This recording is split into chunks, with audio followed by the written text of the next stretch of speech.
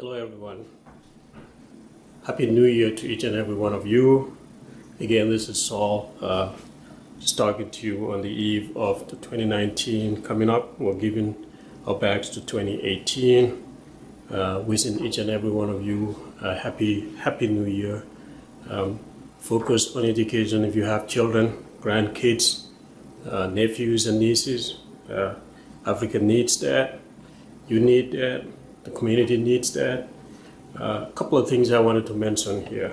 I had a couple of visitors last night, and that reminded me about selective services for people who have family, like young men who are the age of 16, 17. You need to have them register for selective services, taxes, and FAFSA. If you have children that are going to college in 11th grade, which is a junior or seniors coming up, make sure you have your FAFSA application filled out and taken care of. When you file your taxes, go back and refill or provide updated information about your tax returns. Common App, you can use those websites to fill out an application for 10 schools or colleges of your choice, of your child's choice, and put that on there. Colleges will have access to that information when they need it. Parchment, P-A-R-C-H-M-E-N-T. That's the website you can go in and kind of have your transcript, your son or your grandson or your child or whoever it is, your guardian, whoever your family member is that's going to school, getting ready for college. You can put that information in. That means the transcript could be accessed by the university when they want it. So you don't have to run around to go to the school to get that information. So get all of that information ready. Excuse me. Colleges and elective courses for people who are going to college right now. Make sure you pay attention to the classes you're taking, because the universities, it's not being smart. They also have to make money. So if you talk to a counselor, get that information, go talk to somebody else, and then compare the information and see what's best for you. Decisions are very important. Sometimes you don't necessarily have to buy books for your son's school or college. There are options available where you can actually rent books from Amazon and all of these other websites that are available. Focus on education. That's my message. So the clip that's coming up is a clip we had on Saturday, this past Saturday, which was the 29th. Go back and look at it and learn some things that are available on there. And then we're going to give our backs to 2018, getting into 2019, and hopefully we'll continue this program to share information that's going to be beneficial for all of us.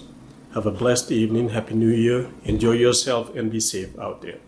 The rest of the recording would be on audio, and then you'll hear me finish the reading on that Wall Street Journal article about teachers quitting at the highest rate on record.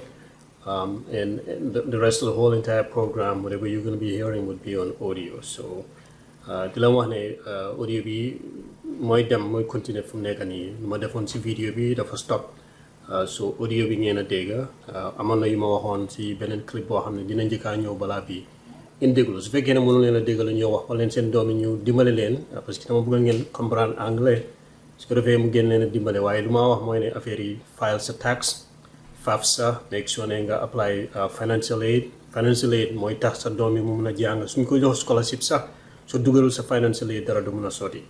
The other thing mooy ne sa doom soo amee doom bu góor na nga make sure ne mu register selective services di nga dégg ma wax loolu collège yi xale yi nga xam ne ñu ngi def si seen exam SAT ak ACT exam si February laa am waaye xale yi dinañ am seen test ñu nekk elementary ak middle school ak high school dañuy def seen test mooy winter test mu ngi ñëw si so bàyyi leen seen xel si loolu and loolu mooy ñëw immediately after su clip yi jeexee di ngeen gis audio mooy ñëw waaye lépp am solo nag luñ see waxtaan leen lañ si njëriñoo di leen wish happy new year 2019 ngeen am jaama gis jaama dégg jaama jërëjëf. Good morning to you all, our favorite listeners and some of the new members, visitors that are joining us on the Fatu Network here. It's Saturday, December the 29th, or just on the eve of the end of 2018 and getting into 2019. So I'd like to wish everybody a happy new year in advance and a blessed year from all the beautiful and great bounties from God to all of us, Muslims, non-Muslims, believers, non-believers. We wish you all the best. Every individual, human being, sometimes it takes time for people to gravitate towards religion. Sometimes they never do, but these are our neighbors, our co-workers, people that we deal with every day.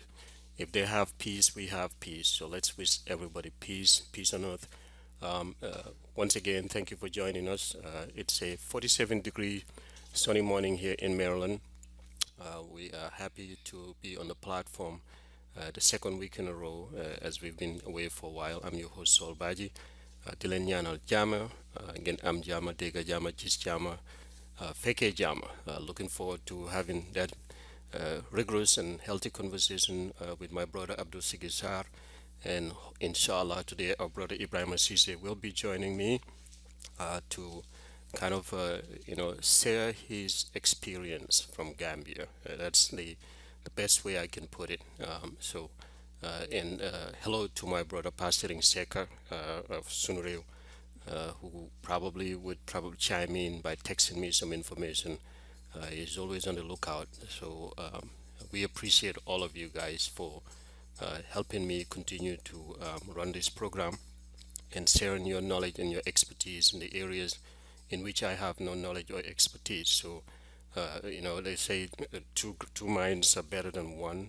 Yusundur says, nyara opabena or nyara genbena and all that. So we all know that teamwork and discussing issues from a wide range of people with different backgrounds and experiences is always beneficial. Time is 11:50 a.m. Eastern Standard Time here in Maryland. That means it'll be 10:50 Central, 8:50 in Los Angeles, 4:50 p.m. in London, and 4:50 p.m. in Banjul, 5:50 p.m. in Berlin and Paris.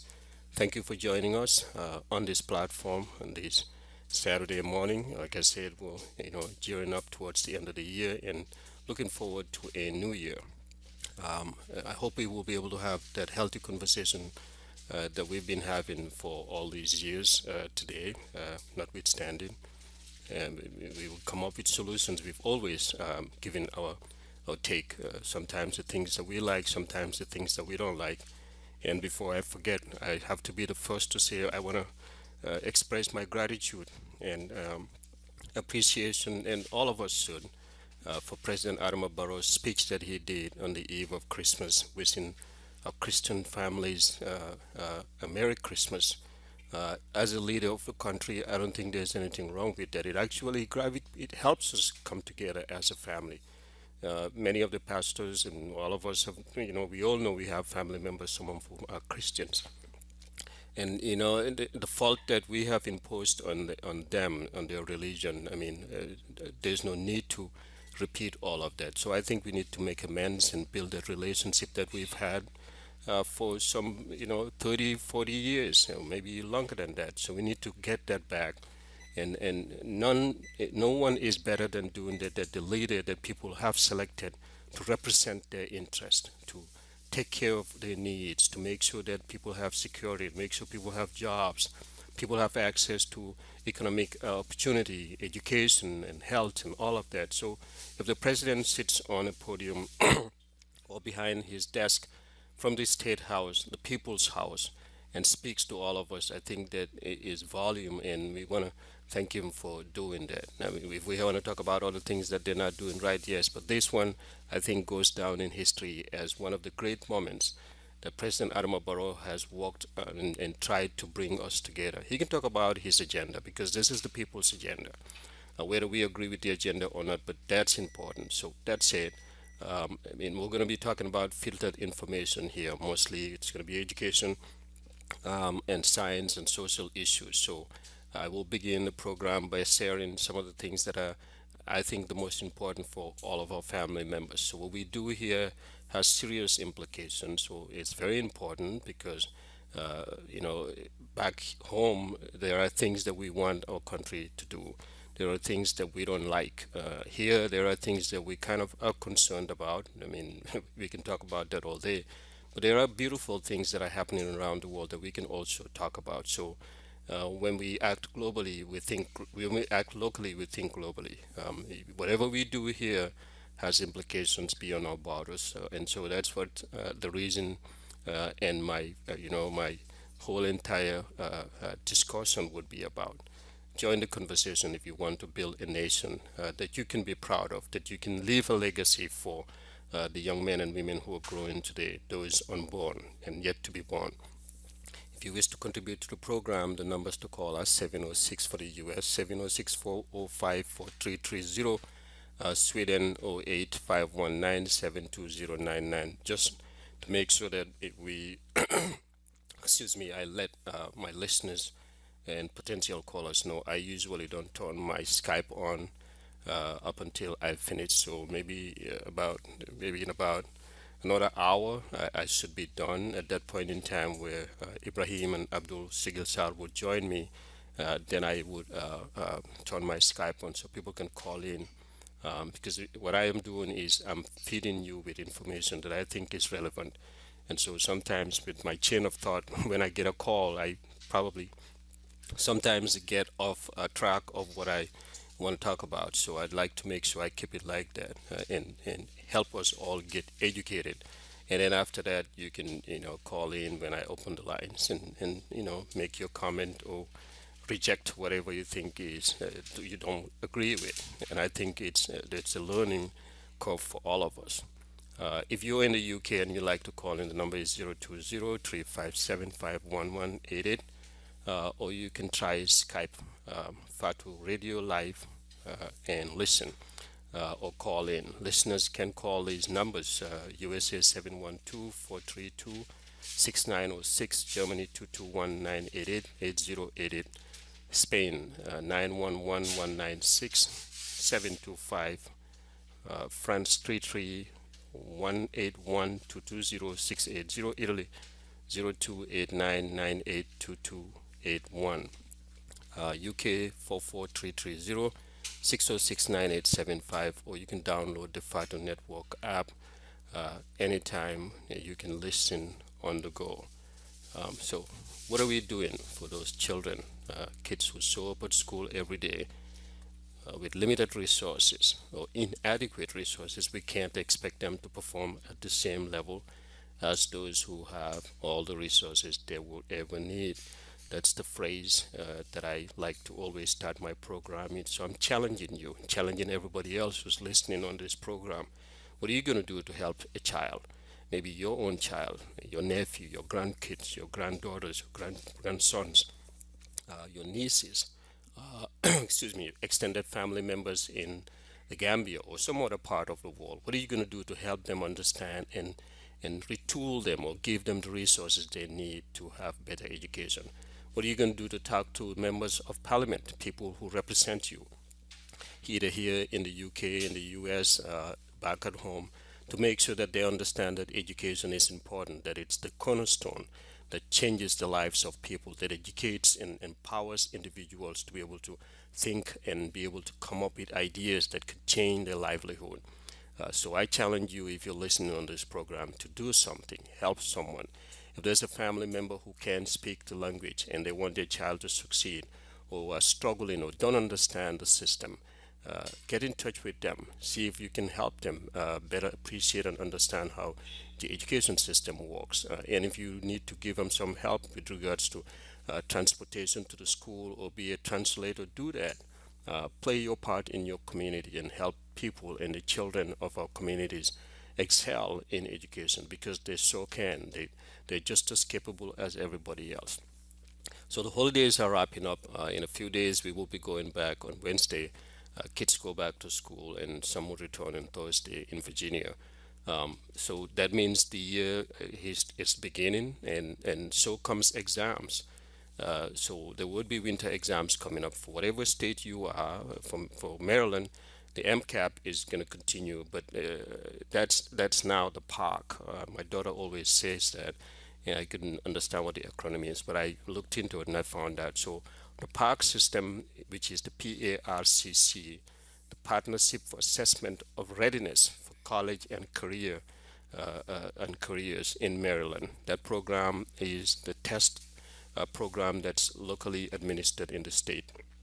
That starts in February, I believe, depending on what school you are in.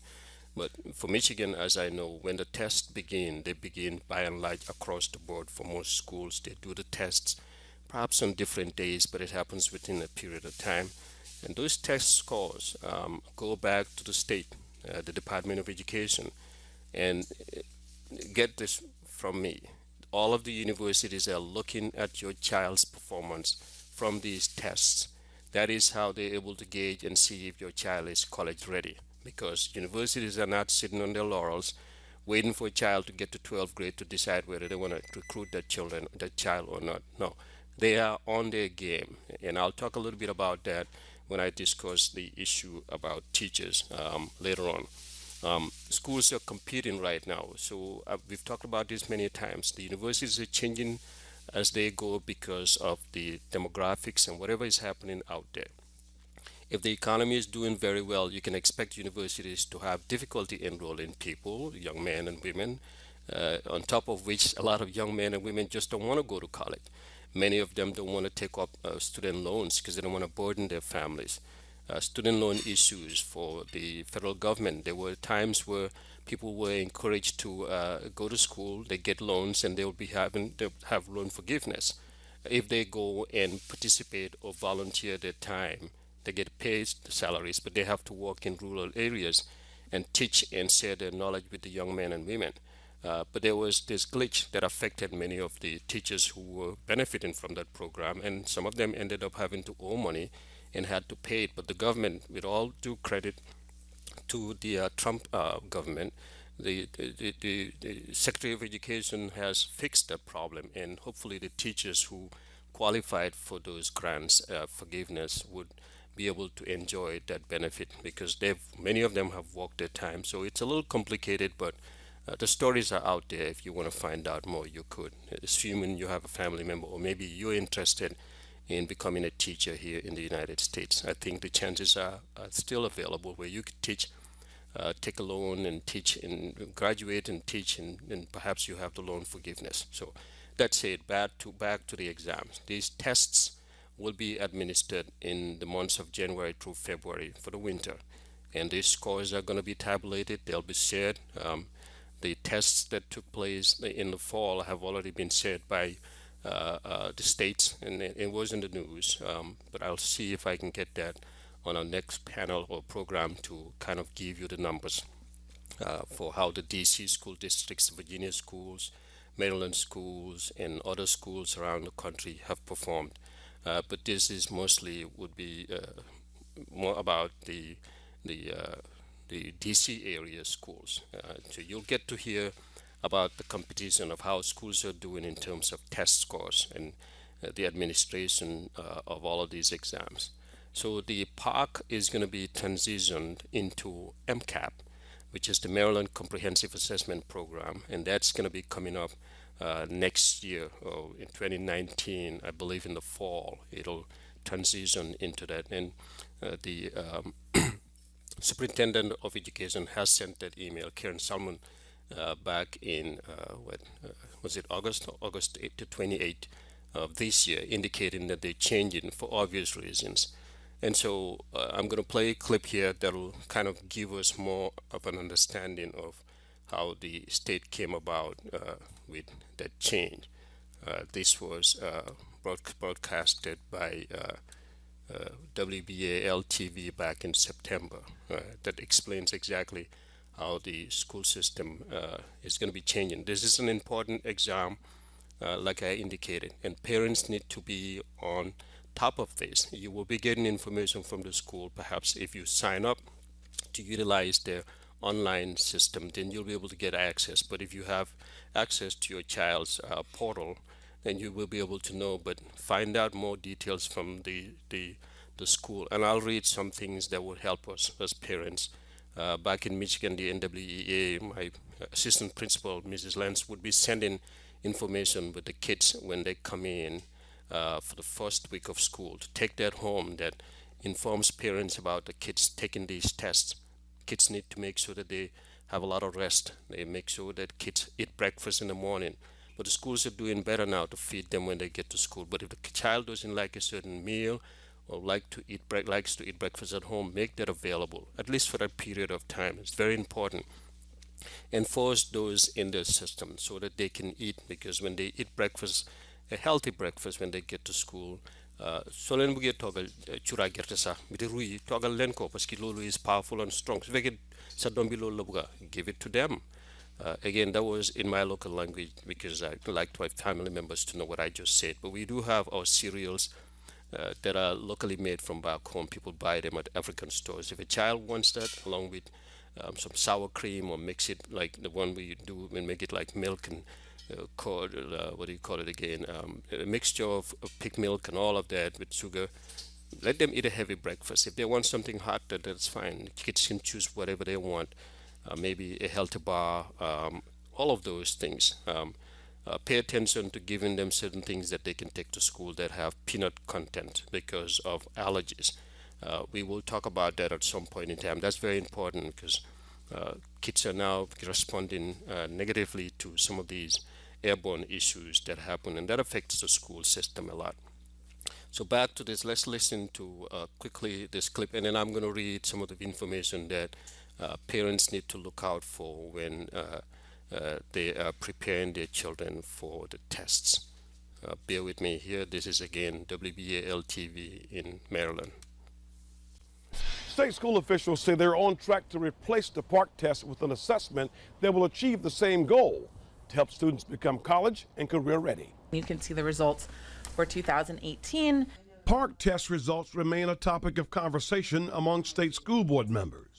And now the board is taking bids for one company to help develop a new test. The board and Dr. Salmon have made their expectations very clear that we'd like a new assessment that adheres to the same level of rigor as PARC. The new test will be called the Maryland Comprehensive Assessment Program, or MCAP.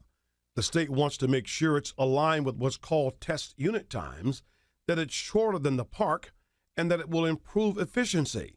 They also want the new test to be computer adaptive.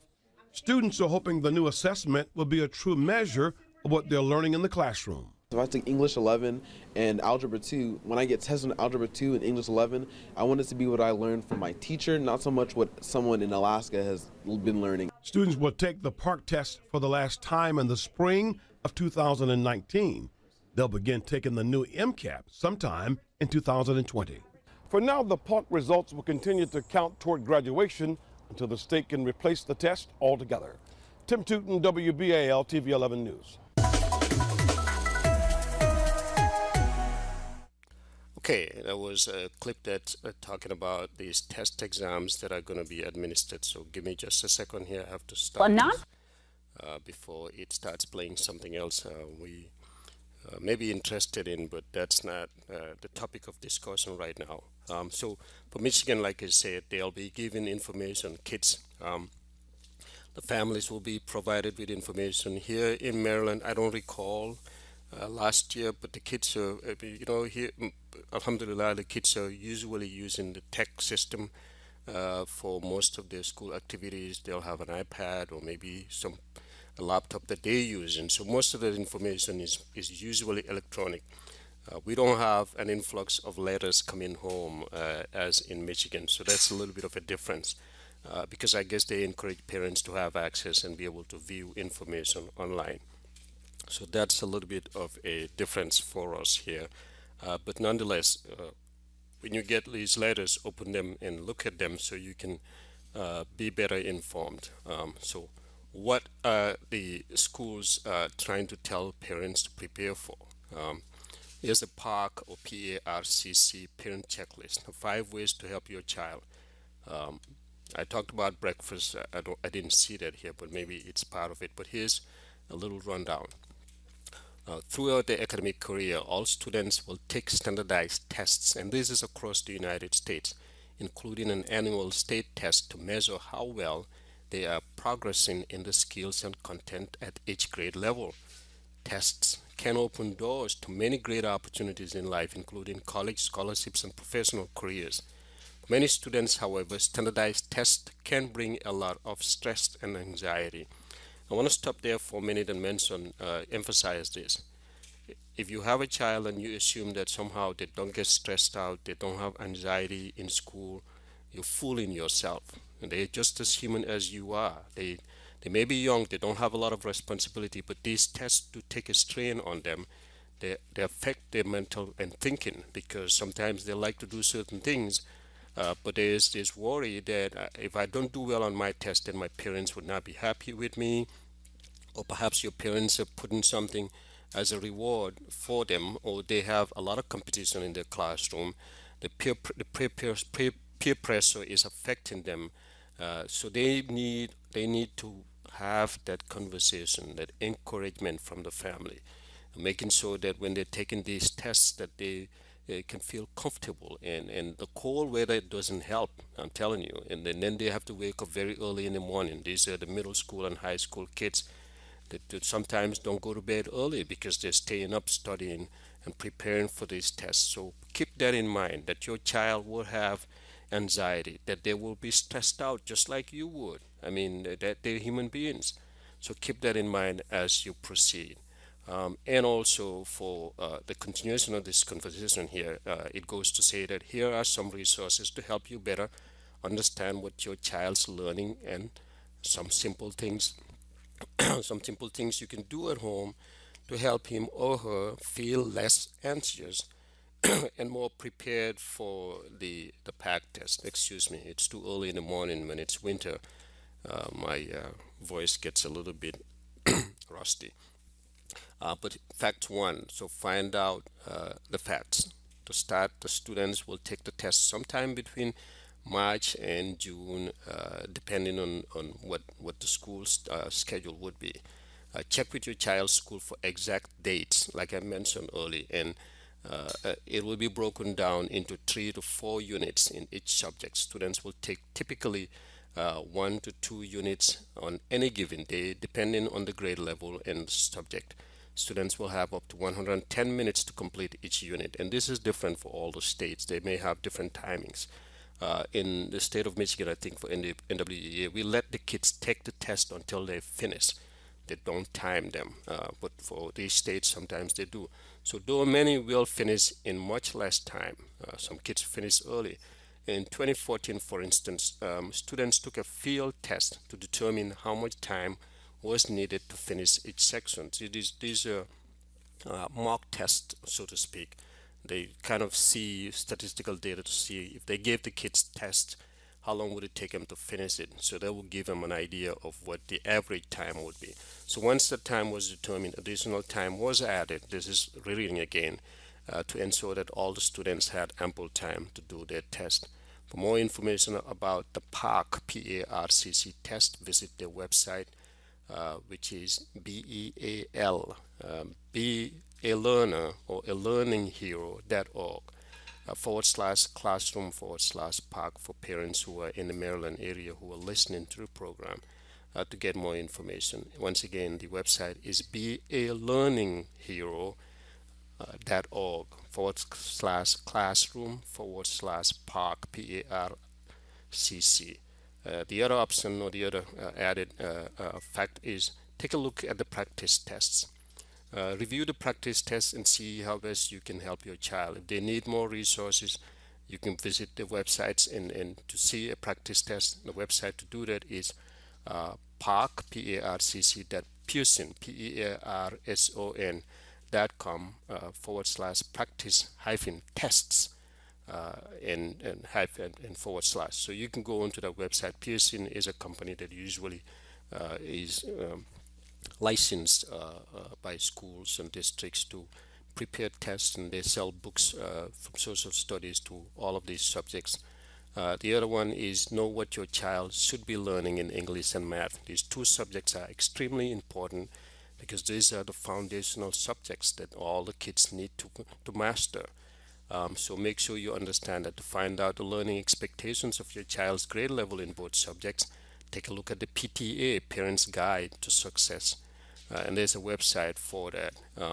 And then the other one is use your child's test results from last year to identify areas where he or she might need additional support. And if the child needs additional support, options are available. Either seek help from a college student who is good in math and reading or in a particular subject, maybe they specialize in it.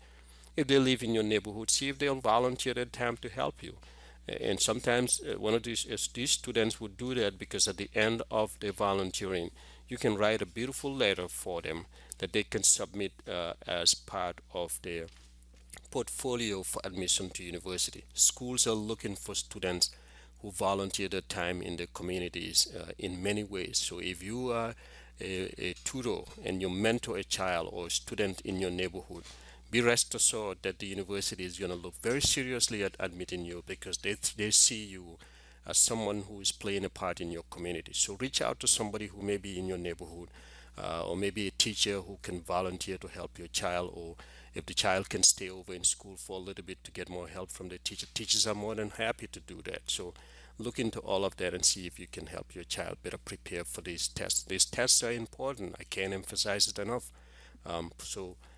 Look at the test from the previous year, engage and see if there's a need for it.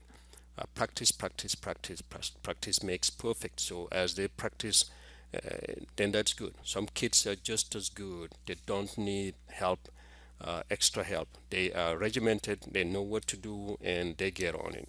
Once they get used to it, you can be rest assured that some of these kids would succeed in school. If you want to get a copy of this, just go to the website parc-assessment.org, and you'll be able to get a copy of this document that actually gives you a guideline of how to prepare your child. Okay, that said, we're going to go to the next thing on the program here. So as we go, quickly, I'd like to let you know that Brother Ben Soare would be on today once again to talk about the CRC, the review of the Constitution, which is the issued documents. He'll be here immediately after my program at 3:30 p.m. Eastern Standard Time. That'll be 8:30 p.m. Gambian time, 8:30 p.m. Gambia. Well, I think he meant to say UK and Gambia, and 9:30 p.m. Norway. The topic, the TRRC and its expectations. So that's a different issue. He will be having a conversation with Baba Gale Jallo, Executive Secretaries, TRRC, Fatou Jagne, Article 19, James Bahum, UK, and Joey Goswell from the UK would be on his panel to talk about the TRRC. You can take a note of that and join him. At the end of the program, I'll mention this again for those of you who may not have tuned in yet. What's the next thing we need to talk? I mentioned last spring that we were seeing a lot of teachers really standing up and demanding for more pay, asking for more benefits, and all of that stuff. There is this article that just came out, and the states have done very well in trying to help the teachers get what it is that they deserve. For years, they've been teaching, and just the states just shoving some of these changes on them rapidly.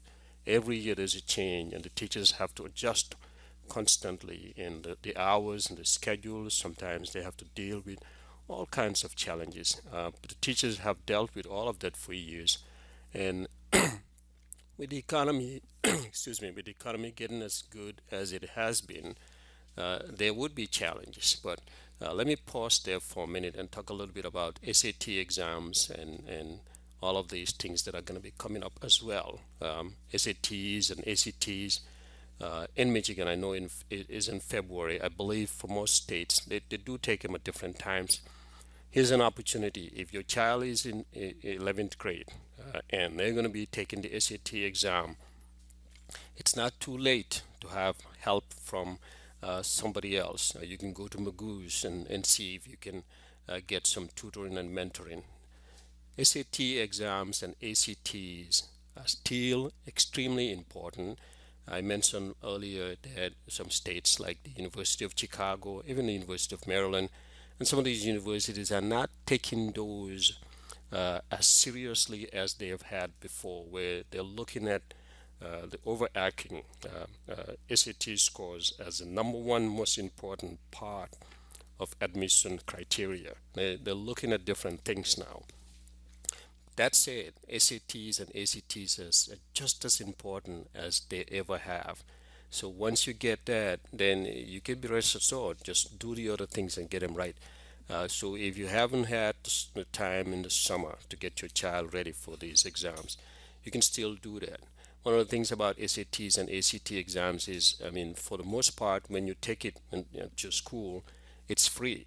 But if your score, for instance, is not as good, or a child wants to go to a certain institution and they're a little bit short of the threshold that the school is requiring, maybe they want to get a better grade so they can be on top of the list of students that would be offered admission, they can take the test again. You will have to pay a fee. If your income is at a certain level, the government adjusts it. You can pay $73. I remember doing that for a couple of my students and my son.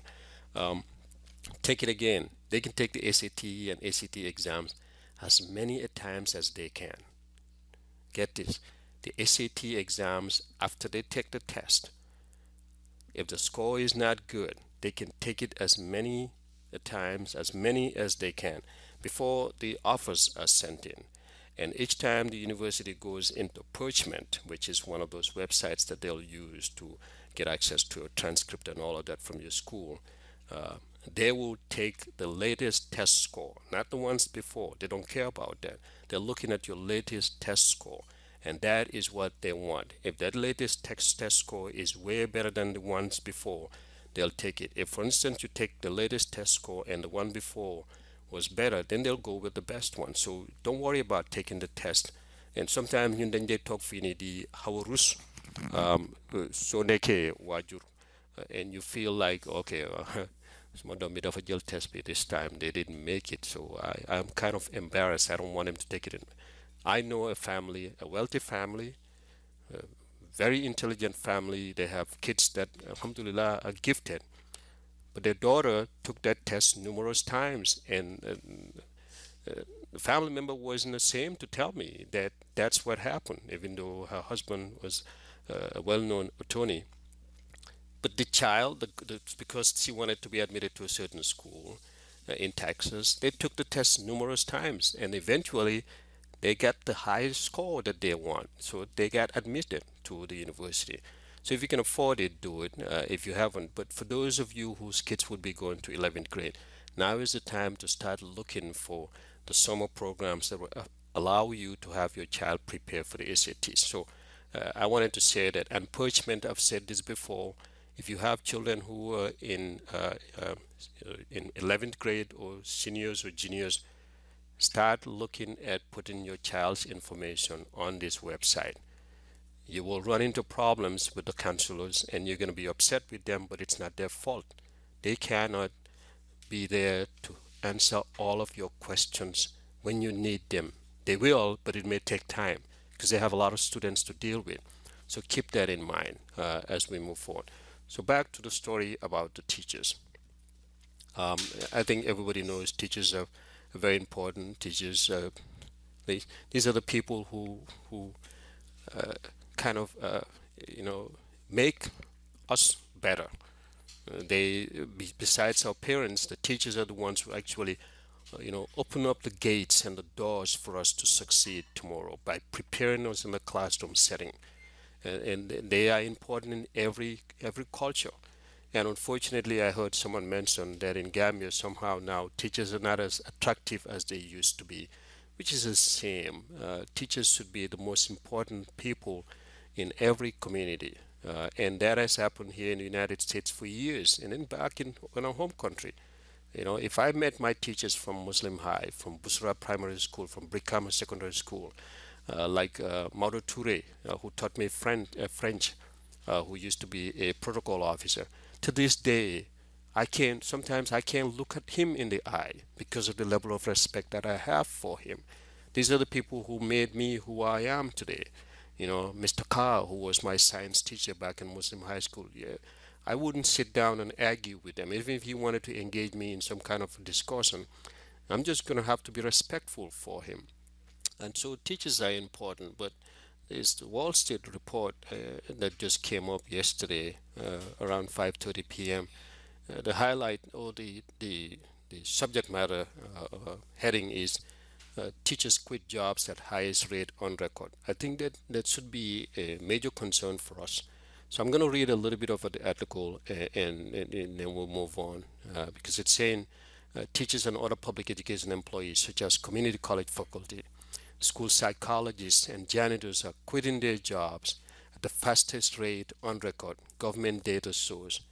A tight labor market with historically low unemployment has encouraged Americans in a variety of occupations to quit their jobs and elevate rates at elevated rates with the expectation that they can find something better. But quitting among public educators stands out because it is one of the most important things. So I think it's important for us to pay attention to that. Let me see if I can find more of that article so I can read a little bit because I think that's important. For Wall Street, sometimes you have to kind of subscribe to it, but I'll open the document on a different platform here. Take a quick break, get some tea, get my voice back on track, and we'll come back in just a second. You're listening to Africa Focus on Education here on the FATO Network. So hold on just a minute. Okay, so I mentioned that teachers are leaving the education sector at the highest rate ever, and we tend to know the reason why. So reading the article here is a tight labor market with historically low unemployment has encouraged Americans in a variety of occupations to quit their jobs at elevated rates with the expectation they can find something better. But quitting among public education stands out because the field is one where stability is viewed as a key perk and longevity often rewarded. The educators may be finding new jobs at other schools or leaving education altogether. The departures come alongside protests this year in 6 states where teachers, this is a Wall Street Journal article I'm reading, but the protests this year in 6 states where teachers 6 states where teachers in some cases shut down schools over tight budgets, small raises, and poor conditions. In the first 10 months of 2018, public educators quit at an average rate of 83%, 10,000 teachers a month, according to the Labor Department. While that is still well below the rate of American workers overall, 233 voluntary departures per 10,000 workers in 2018. It is the highest rate for public educators since such records began in 2001. Sarah Jove, 43-year-old teacher, protested alongside with Oklahoma teachers last spring for better pay and classroom conditions, but the fifth grade math and science instructor in Oklahoma, she quit in May after a dozen years in the profession. Ms. Jove, a single mother, said her pay was so meager she was forced to rely on her parents for financial assistance. So that's the major problem of what is happening in terms of the teachers. So the rising number of departures among public education workers is in contrast with 2009 when the economy was first emerging from a deep depression. Then the rate was just 48 per 1,000 or for 10,000 public educators workers on record. So during the recession, education was a safe place to be, said Julia Pollack, labor economist at ZipRecruiter. That year, the unemployment rate touched 10%, the highest since the 1980s. This year, the jobless rate fell to 3.7%, so the lowest reading since 1969. That has created very different incentives for teachers and their public education colleagues. It's a more boring place now, and they see their friends finding exciting opportunities, Ms. Pollack said. The story is on the Wall Street Journal if you want to read it. What is my take on this, the issue of teaching and the benefits of it? So I apologize. I think I got knocked out of the system there, but I was reading that article about the Wall Street Journal reporting the data about teachers leaving at a rate of 10,000 teachers per month. That's a lot. So if teachers are leaving, that means there's a problem, because some of these teachers have been doing this for years. If you would enroll as a teacher in 2009 when the economy was struggling as a result, so that's 10 years here with experience, myself included. That's when I got into the teaching field. But some teachers have been struggling. A lot of teachers who teach part-time at the universities have never been given full-time opportunities. They don't have benefits. And sometimes, the teachers who substitute are subbing the pays. So it's a challenge and something that the United States government needs to look into, because we want our kids to be taught by the best teachers. So what's going to happen if the teachers leave? That leaves a huge strain on the principals, on the teaching field, because every school has got so much support provided for it in terms of not the substitute teachers who come in and fill in, but that means you have a small number of substitute teachers who go in, and substitute teaching is very difficult. I did it and it was hard. You get called in when you get called in, and you can be called in an hour before your class starts, and that's the income you depend on. So you have to make the choice of getting up and getting ready and get into the traffic to get to where you're going. So these are problems that substitute teaching brings for teachers. You don't know who's going to be calling you, although the systems have been changed to make sure that teachers that the information is made to make sure that you get a call at least a day ahead of time. The teachers are encouraged to put in their time requests to make sure that the administration can look and find somebody who would be fitting to take up a teaching opportunity for a teacher to take time off. So it's very difficult, and it becomes even more difficult now that the economy is doing just as well. But if you don't have the teachers that are experienced, I'm not saying a college graduate from the university wouldn't be able to teach the kids, but now they got to go back and learn the curriculum and understand the way the kids are factored in. It affects the children as well. When you bring in somebody new in the middle of the teaching year, the school year, it all knocks everything away. That teacher has to acclimate, understand the children, what kids need special needs, what kids need certain support, what kids are good in math, which ones do I have to focus my attention on. All of those things are a problem, and I think parents need to be mindful of that and pay attention to that change. So that's a very important issue to pay attention to. So let me switch over. Um, I think earlier last week I mentioned about an institution that was closing, but I'm going to skip that and leave that till next week. We'll talk about that because the reason I wanted to I wanted to share that article was because I saw an opportunity, but we're not ready, home country to take advantage of some of these opportunities. If we don't have the qualified teachers, I think the government needs to look at partnering. We've done that before during the Jawara era, where the government would partner with, institutions overseas, have some of these teachers come to our home country and teach our young men and women. I benefited from it. Thousands and thousands of students benefited from it. I don't know if it's still going on.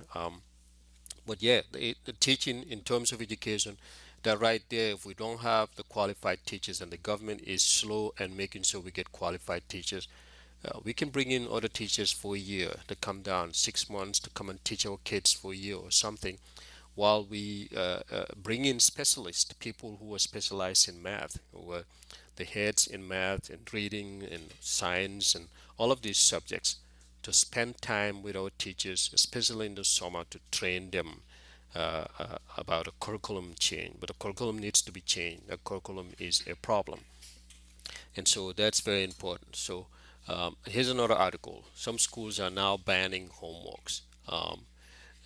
That's an issue that I think Scholastic News. I remember 4 years ago we had this debate where kids were saying homework is unnecessary because it takes away their time to play at home, and that when they're done with work and class, that they should be able to go home. Or the parents argue kids while in school they need to learn. In Korea, South Korea, kids are encouraged to learn, although the country has kind of tempered down a little bit because they felt the kids are not having time to do other things as kids would, and they were kind of constantly on the books and learning. They didn't think that was healthy, and so that was important for them to make that change. But uh, down with homeworks. That's the article on the Wall Street Journal. Says U.S. districts, school districts. So it's not just one district, but several school districts. So we're going to look at that article and then kind of understand why schools have decided they want to ban homeworks. So here's the article: more districts ban or stop grading it amid complaints of overload. But some parents and teachers aren't on board with that. School districts across the country are banning homework, forbidding it on certain days, or just not grading it at all. In response to parents who complain of overload and some experts who say too much can be detrimental. But there should be a balance, if you ask me.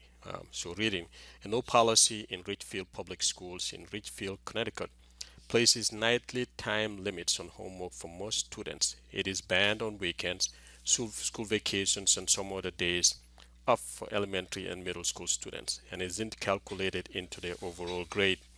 Lafayette Perry's school system in Louisiana told teachers not to grade homework for grades 2 through 12. Starting this school year, students in grades K through 1 already didn't receive grades. So the goal of the changes is to give students more time to read, sleep, and spend time with family, especially at the elementary school level. School administrators say, I quote, student wellness is becoming a much larger issue, said Mark Tobach, superintendent of Wayne Township Public Schools in Wayne, New Jersey, which had its first homework-free weekend in October with two more schedules.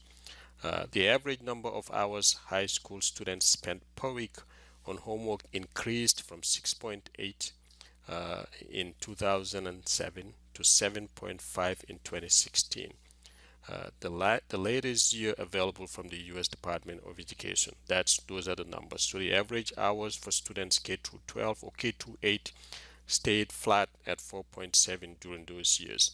But homework changes have been met with concern by some teachers who say it takes away a tool to reinforce the day's lesson, and parents who feel left out of the academic process. So that's what many parents are talking about. So there is this gender issue that is highlighted on the data here, where it talks about girls and boys and how they spend elementary school, not much but high school, spend more time, and then ethnicity. You talk about all of that. So all of this data is on there. But Kevin Fulton withdrew his daughter from the Cypress Fairbanks Independent School District in Houston after she spent her fifth grade year at Yeager Elementary without homework because the school stopped giving it. She now attends a private school. In my house, we are very hands-on, and homework is a way to determine if our child is failing behind or falling behind, she said, or he said. I just think it takes parents out of the equation. So the Cypress Fairbanks district said Yeager and other schools with no homework rules can still assess or assign personalized homework to struggling students. I'm not going to read the rest of it because too much time. We don't have enough time. But my point is, I think if you ask me, there could be a balance where kids are given homework on certain days of the week and not on certain days of the week.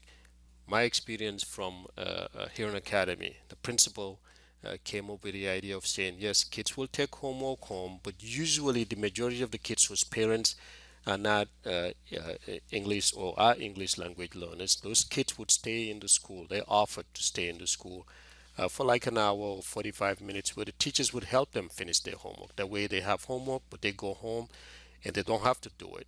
So it's not overloaded, but it's given on a daily basis. And on the weekends, sometimes they don't have homework.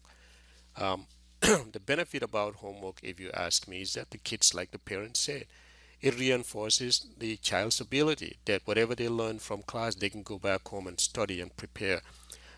And those grades would be added. What here in academy did was, because of the fact that once the homework is given, sometimes the child doesn't necessarily do the homework by themselves 100%. They may have help from a cousin, a family member, or somebody. So they give the grade that is given is not 100%. It goes to a percentage towards your overall grade. But homeworks are important. They help the kids, they help them understand the subject that they've learned, and then they can do some little research on their own, especially the kids that are struggling in terms of homework. So I think that's important. So that's a very important article. So I've given you two very important articles here. So find out from your school and see if the kids are given homework. In certain states, kids just don't have to bring in paper homework. It's all loaded on their Google documents. In Virginia and Maryland, kids can just go on there, do their homework, and get it done. They can do it in school or they can do it when they get home. I think homeworks are important, if you ask me. So uh, let's move on to science. And so here's what I'm going to be doing to take a quick break so we can listen to what is happening. Let me see here if I saw a story. All right, so we're going to skip that. There's a story about a young man who is graduating from Kansas. I think that's an important story. So let me share it with you guys here real quick. So here's a 16-year-old set to graduate from Kansas High School from NPR. Let's see here. Was this NPR? Yep. NPR reported that this young man, 16-year-old, is set to graduate from Kansas High School and as well as Harvard University. Um, the story is a 16-year-old somehow the feeling was he was not being challenged enough. So the young man's name is Braxton Morrill, a senior at Ulysses High School, plans to attend the school's commencement in May of 2019. Then the university ceremonies later in the month, reported the Hutchinson's News. So I'm not any different. I just do a little thing on the side, he told NPR. I try to play it down at high school because if I talk about it, it becomes a divide. So Morrill was born in Kansas, the youngest of four children. In some ways, he's just like any other teenager. He loves video games and movies. He plays tennis and goes to church. But when he was 3 years old, he could entertain people, quote unquote, um, at volleyball games by calculating the scores difference in points. His mother, Julie Morrill, told NPR at 3. People also said he had a big vocabulary. Still, he didn't notice that her son, or she didn't notice that her son was gifted. By second grade, he was getting bused to a different building with third and fourth graders for English and math, she said. Then he skipped the fourth grade. As he got older, he started to become depressed. He was asking questions like, why do I exist? What's my purpose? She would say, Mom said. So his parents took him to the community college for testing. They thought the machine was broken. His father, Carlos Morale, told the Hutchinson News. He was like off the scale, beyond an associate's degree at that age. So the Duke University Talent Identification Program told the family that Braxton needed to be challenged even more. Around age 11, he began Harvard University's extension program, which ideally serves working professionals who can attend classes both on campus and online. So Braxton says he completes fall and spring college courses online and began taking summer classes at the Cambridge, Massachusetts campus for the first time as he rose into his junior year. He spent a full 8-hour day in high school, but has permission to work on college assignments during a computer lab course. So he says he likes being on Harvard's campus because it feels like you are in history. The buildings like the buildings that are older than the founding of the United States. So the hardest part for Morrill, he says, is when high school finals crop up at the same times as Harvard's finals. But I think he'll be successful. He'll be able to complete this. The university pays half of his tuition, his mother said, and because of his age and the fact that he doesn't have a high school diploma, he couldn't get regular scholarships or federal aid. So we did get a couple Sally Mae private loans to help ease the financial burden. But Braxton is pursuing a Bachelor of Liberal Arts in Extension Studies in Government. He says he wants to attend Harvard Law School and someday become a politician. For now, he most enjoys a Greek mythology course he is taking at Harvard and weightlifting in high school. It's physical activity, he says. Any break you get from the classroom is a good one. It was a great story about a young man.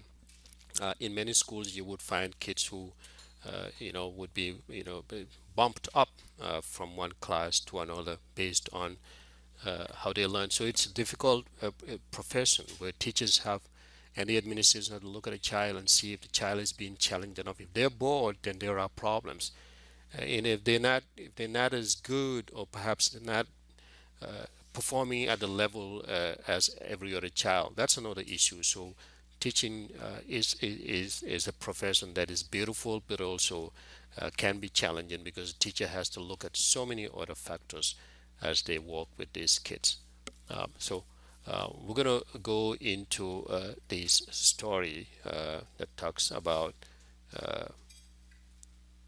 the use of computers, because this is very important for us. So the business of selling your information, that's the title of this story. It's about 20 minutes from Michael Barbaro of the New York Times. That way I can take a quick break and get some tea. But you are listening to Africa Focus on Education here on the FATO Network. And here is the program from Michael Barbaro, where he talks about the use of smartphones and technology in our household. So I think people are used to the idea that they're being tracked in a sense. You know, they're aware that they're providing their location to apps for mapping or finding parking places, getting weather alerts, things like that. And they generally have a sense that in order for that to happen, a company somewhere has to know where they are. But I don't think people understand the magnitude of the data collection or the fact that it's spreading to dozens of companies who know where they are pretty much all the time. We really are being followed.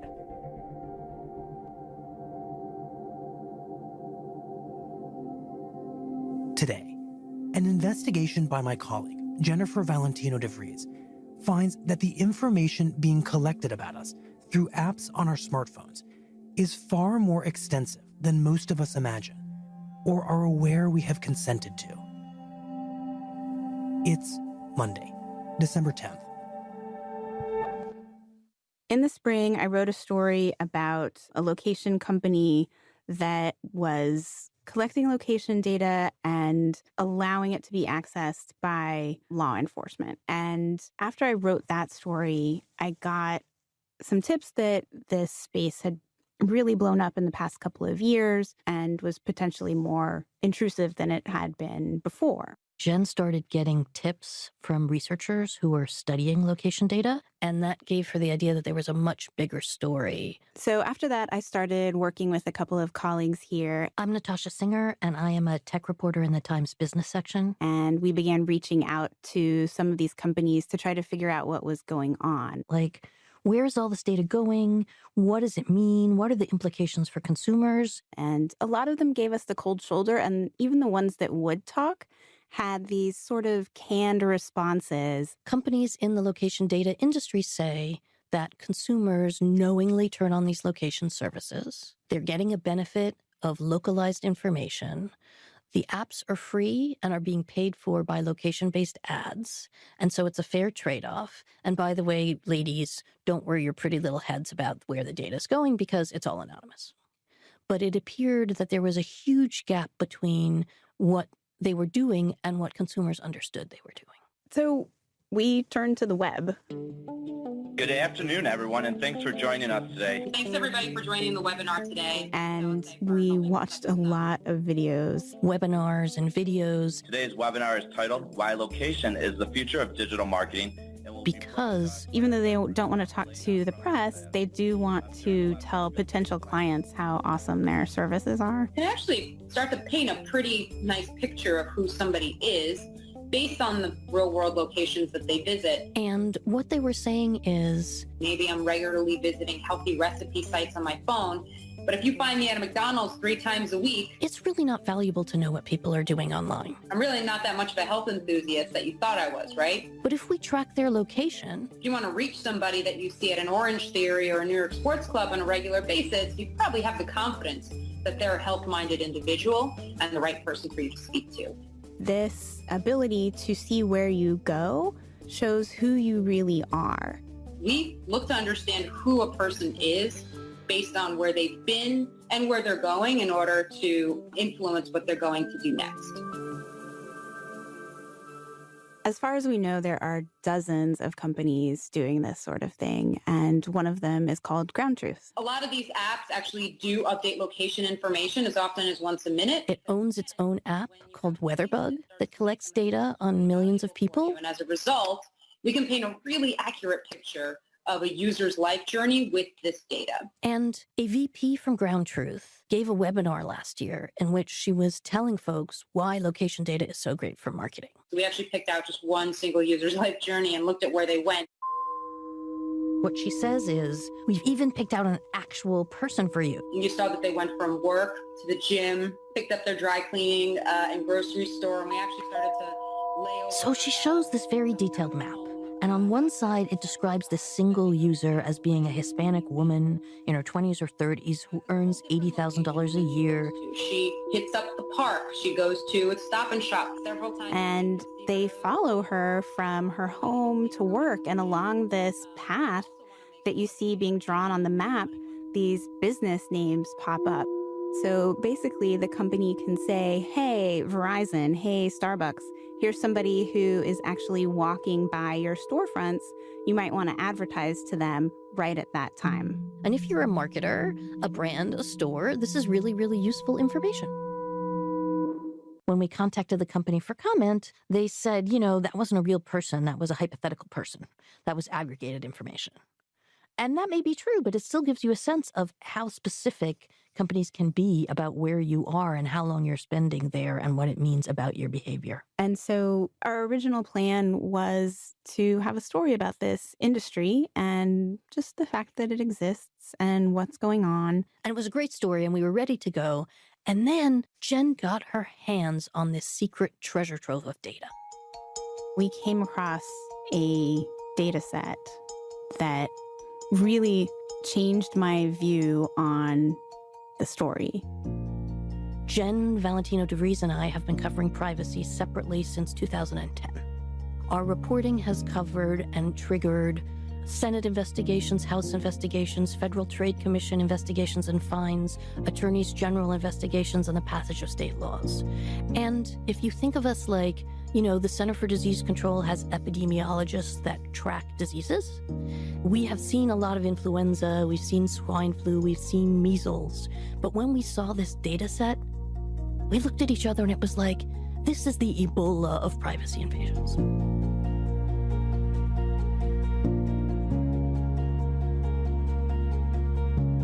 When Jen brought the data and we first looked at it, it was pretty shocking. We were absolutely floored. It was insane. My name is Michael Keller, and I am a reporter on the investigations team. My name is Gabriel Dance. I'm the deputy investigations editor at the New York Times. So what you need to understand about this data set is it covers just a few days and just a very small part of the country. We were looking really just at New York City. The first image, we kind of imported it and saw these dots. A dot would appear, and then a couple hundred dots would appear. Second by second, block by block. And a couple thousand dots would appear. The dots were at Madison Square Garden. They were on ferry routes. They were in synagogues. They were all throughout Central Park. We saw these dots just slowly take over New York City. They were literally everywhere. And every single one of these dots was an instance in which a person's location had been sold to a company. It was freaky. Each of those dots was a real person. And there were millions.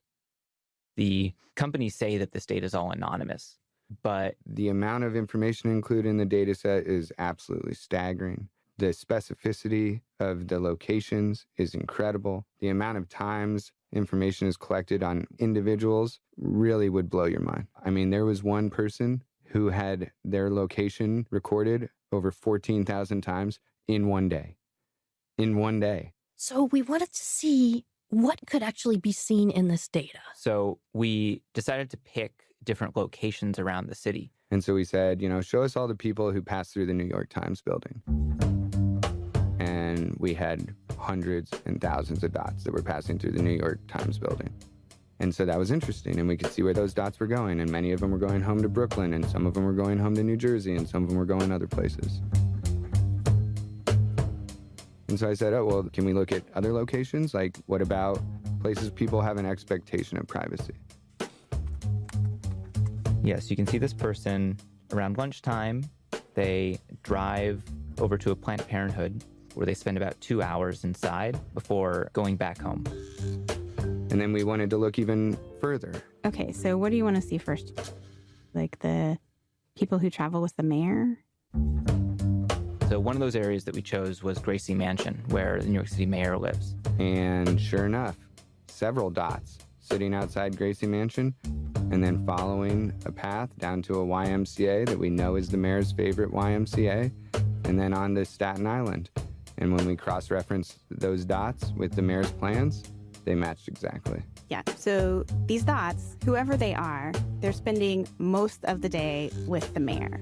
Those dots then went home to their residences on Long Island, which we could also find specifically. So we also followed these dots to sensitive locations. Mike went and found a nuclear power plant covered in dots. And if you zoom in, you can trace them back to their homes, which then you can often tie to a name and other information about them. There's all kinds of risks that this data carries with it. I mean, the idea with the nuclear power plant, like if you wanted to find a guard who worked there because you were interested in blackmailing them, that would be possible. There could be data breaches. These companies could be hacked. China could be getting it. Russia could be getting it. Our own government could be getting it. Okay. So why are some purple? So these are the green and the purple are just... So Jen gets this amazing data set, and that would have been enough. But she decides, we actually have to find some people in this data set to show their data to. And so this is Monday and Tuesday. Oh my gosh. Mm-hmm. You could totally see the exact path that I take to and from work all the time. So Lisa is a teacher in upstate New York. You could just see my normal things that I do. It's kind of complicated how we found her because we were committed to not identifying anyone in this data without their permission. But when we called Lisa up, she gave us permission to look her up in the data. And you can totally see how I drive to work. It's like steps. A lot of it is her going to her home and her work. This is where I park, and this is my side of the building. Yeah. I mean, it's even the curve, the way that the building is, that my classroom is on this side of the building. Yeah. This is shopping. Shopping. That is Weight Watchers. Oh, and that's Marshalls. I spent more time in Marshalls than I did in Weight Watchers. She's going hiking out in these remote mountains and her cell phone is still pinging. It's crazy. This is where my friend Claire lives. That's why there are so many dots there. She's going to the gym. It's so funny that you could actually see me running around the stadium, You had your phone with you. Yeah, definitely. Yeah. She's going to doctor's appointments. So this building is like my general practitioner. She's a very open person, so she was interested in seeing what this showed, but there were a few times where she was a little bit embarrassed by the data. That's my boyfriend's That's his house? Mm-hmm. Yep. We weren't dating at that time. It showed her visiting her ex-boyfriend's house. Oh. Uh-huh. We were broken up. And this was after they had stopped dating. All those dots are at my broken up boyfriend's house. Right. Mm-hmm. Yeah. And she laughed it off. Right. Yep. But I am a very open person. Right. So I'm not secretive at all. But I look at a certain type of news article and then I'm inundated with more and more of those types of news articles. Right. She, like a lot of us, is aware that she's being tracked online. And I am in this little information bubble. She's aware that there are algorithms analyzing her behavior online. And I feel like with the internet, every time I click on something, I'm just solidifying my bubble. Yeah. You know? And she has changed her behavior in subtle ways. Sometimes I don't want to click on something because I don't want it to become part of my bubble. Yeah. Or I don't want to click on something because I don't want my bubble to be reinforced in a certain way. But I always thought of the tracking as far as what I'm clicking on the internet. I never thought of the tracking of my GPS location and how that is being collected. I never thought about that. I mean, I don't go anywhere that I wouldn't want somebody to know about. But what if I was? What if I did? Going to my ex-boyfriend's house. Right. You know? When he's my ex-boyfriend. Right. That's kind of, it's just strange. Look, I've been covering privacy for years now, and one question I get a lot is, what's the harm? And, you can point to national security concerns or potential identity theft, what have you. But at the end of the day, I think that the knowledge that you are being watched all the time changes your behavior in little ways, but in deep ways. And, when you're not free to behave in the way that you would naturally behave, I think that that is a harm at a pretty deep level. The point of the story, I think, ultimately is that surveillance itself is a harm. Just think about if you knew the exact location of somebody all the time, every day, how much you would know about them. And that is a pretty terrifying bit of power for these companies to have by holding information like this. Industry estimates that location-based mobile ads will hit more than $20 billion this year. And that means that many of the ads you're seeing on your phone, whether it is from big companies like a Macy's or the Starbucks you pass, everybody engaged in this wants a piece of this because they believe that you will be much more easily influenced by ads based on your immediate location or the places you've been. And one of the things we learned is that this is not just for advertising. There are other companies getting into this location data business and crunching these numbers for investors and financial firms like hedge funds. And they want to look at, are a lot of people going to this particular set of stores? Maybe I should invest in them. Or are there a lot of people on this factory floor? Maybe that means they're going to be selling a lot of equipment. And all of this is coming from the location data you're sharing through the apps on your phone. We've been tidying up a little, making our privacy policies and terms more consistent, easier to read, and easier to understand. And then you have the gatekeepers, Google and Apple, right? We're looking at every app in detail. What is it doing? Is it meeting the privacy policy that they're stating, right? And who say they're concerned about user privacy. Privacity to us is a human right. And Apple in particular, it's a civil liberty, has marketed itself as the most privacy protective among the tech giants. Well, Apple and Google, they both have financial incentives to keep app developers happy. It's part of what makes people want to buy their phones. And they've taken different approaches to this question. Apple has been making sure apps tell people why they might be wanting to use their location.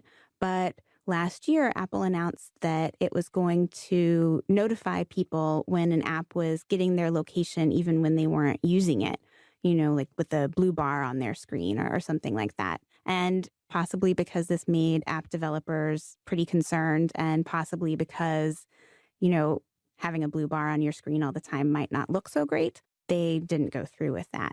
Google also has done some things to limit the collection of location in the background by apps to just a few times an hour. But Google actually is itself a big collector of location data. Now, it doesn't sell that data, but it uses that in its own advertising products.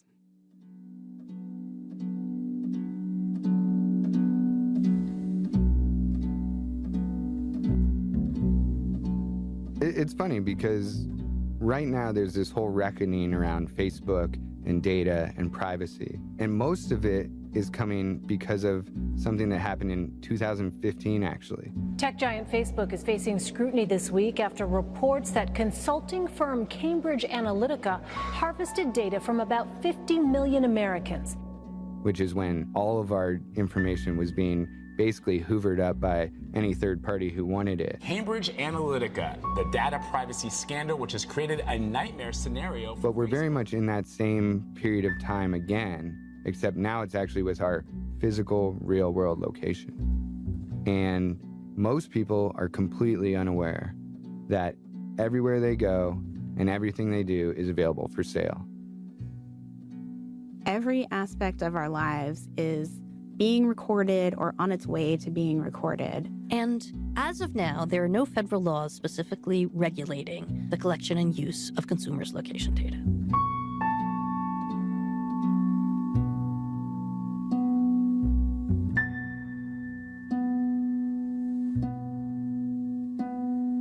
We'll be right back.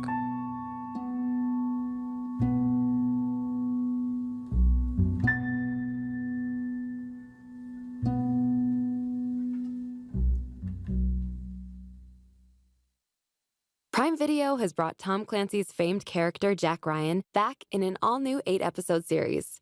John Krasinski plays Jack Ryan, an unexpected hero who starts as a CIA analyst and stumbles upon a suspicious series of bank transfers that catapults him into the field. The Prime original series already has millions of fans, and all episodes are available now. With the holidays upon us, there's no better time to stream what everyone is talking about. Watch Tom Clancy's Jack Ryan now on Prime Video. Here's what else you need to know today. The filing made Friday by federal prosecutors in Manhattan references Individual 1 about 30 times. Individual 1 is President Trump, and it appears to link him to campaign finance violations. It doesn't charge him with any wrongdoing, though. What's your takeaway?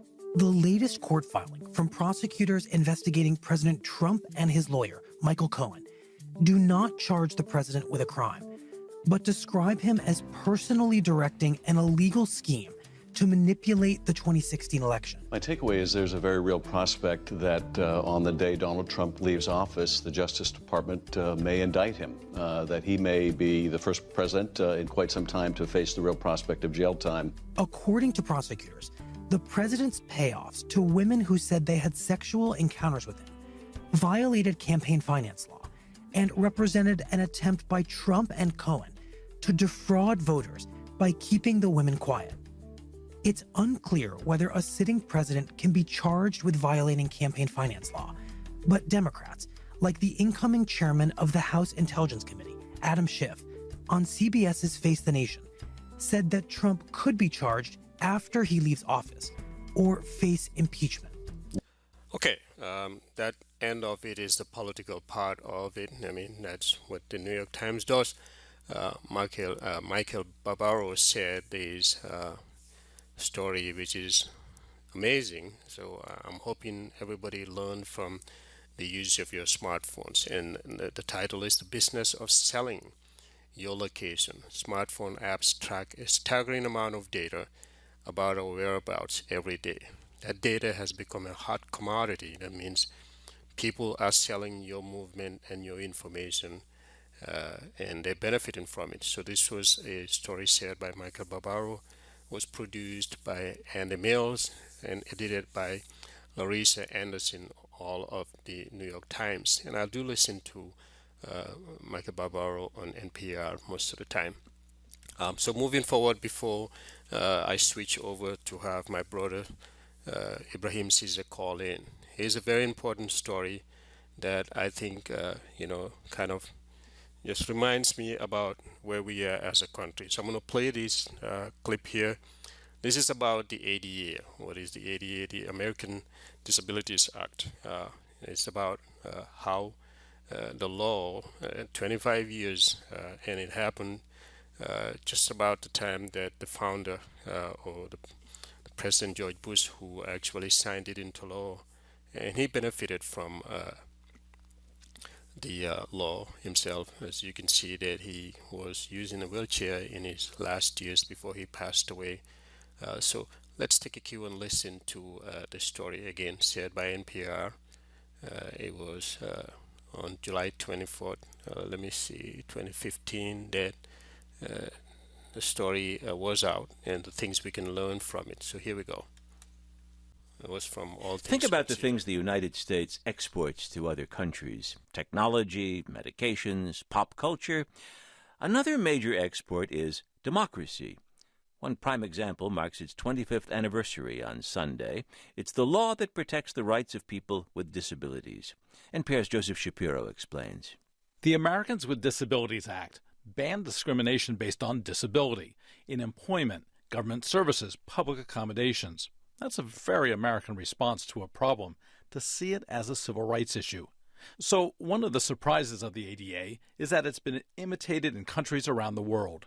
According to the Disability Rights Education and Defense Fund, since 2000, 181 countries have passed disability civil rights laws that were inspired by the ADA. Last week, 50 people with disabilities from around the world and the advocates who work with them came to the U.S. State Department to learn about American disability laws. My name is Hamza and I'm from Morocco. Hello, my name is Elena Pascu. I'm from Romania. Okay, this is Oida from Mongolia. Thank you very much. My name is Badjie from the Gambia. This delegate from the Gambia, who is deaf and speaks through an interpreter, wants to know how much opposition there was to getting the ADA passed before President George Bush signed it into law. When the final draft of ADA, until the President George Bush signed, I just want to know how long was the process? The participants come from 33 countries, from places like Armenia, Azerbaijan, Bangladesh, Kazakhstan, Lesotho, Mongolia, Nicaragua, and China. There are people in wheelchairs, on crutches, ones who are deaf and blind. They listen to Judy Heumann. She's regarded as a hero from the American disability rights movement. Now she's the State Department's Special Advisor for International Disability Rights. Everybody in this room is a leader, or you wouldn't be here. So that's the reality, and all of us together are part of the movement that exists in our countries and around the world. Heumann was the daughter of a butcher in Brooklyn. She was an infant in 1949 when she got polio. When it was time to get an education, her New York City school rejected her, said a girl in a wheelchair would be a fire hazard. Her mother fought and got her in. Later, Heumann went to college and got a degree in speech therapy. She wanted to help kids with disabilities, but the New York City school system said a teacher in a wheelchair would be a fire hazard. Years later, Judy Heumann, the woman once thought too disabled to go to school or be a teacher, took a job as President Clinton's Assistant Secretary of Education. She was in charge of all special education for the entire country. Since joining the State Department 5 years ago, she figures she's traveled hundreds of thousands of miles and visited more than 30 countries. Sometimes, like in rural Africa, people have never seen a woman in a motorized wheelchair. Human's job is to tell people about disability civil rights around the world and at the State Department conference. Hi. Did you have polio? Yes. Me too. Okay. Nice to meet you. Nice to meet you. Yeah, At the State Department conference, participants crowd around Heumann in her motorized wheelchair. They take selfies, give her gifts, confide about their own problems back home.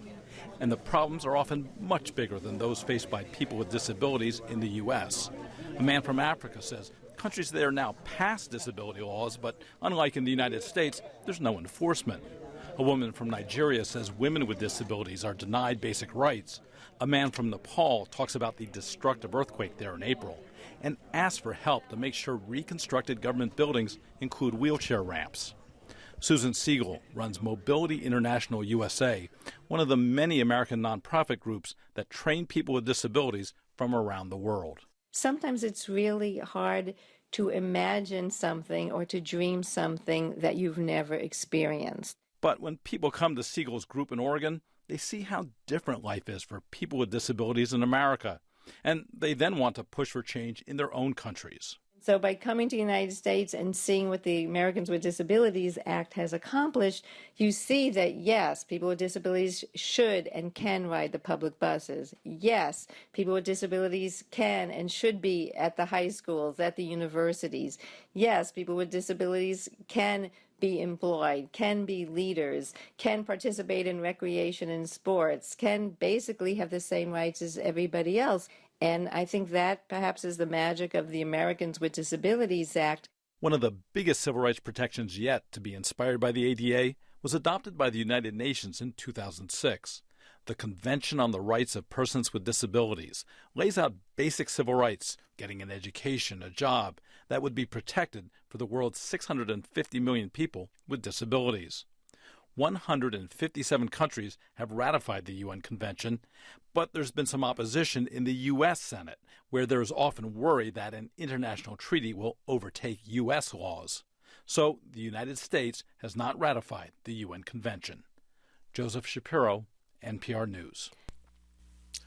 Okay, so let's take a look at this. Landing Badjie, I don't know if he's my family member or whatever, but it's a Badjie, it's a Gambian, happened to be among the people who came to learn about these disability laws among all the other countries. And the number that's staggering, 650 million people around the world with disabilities.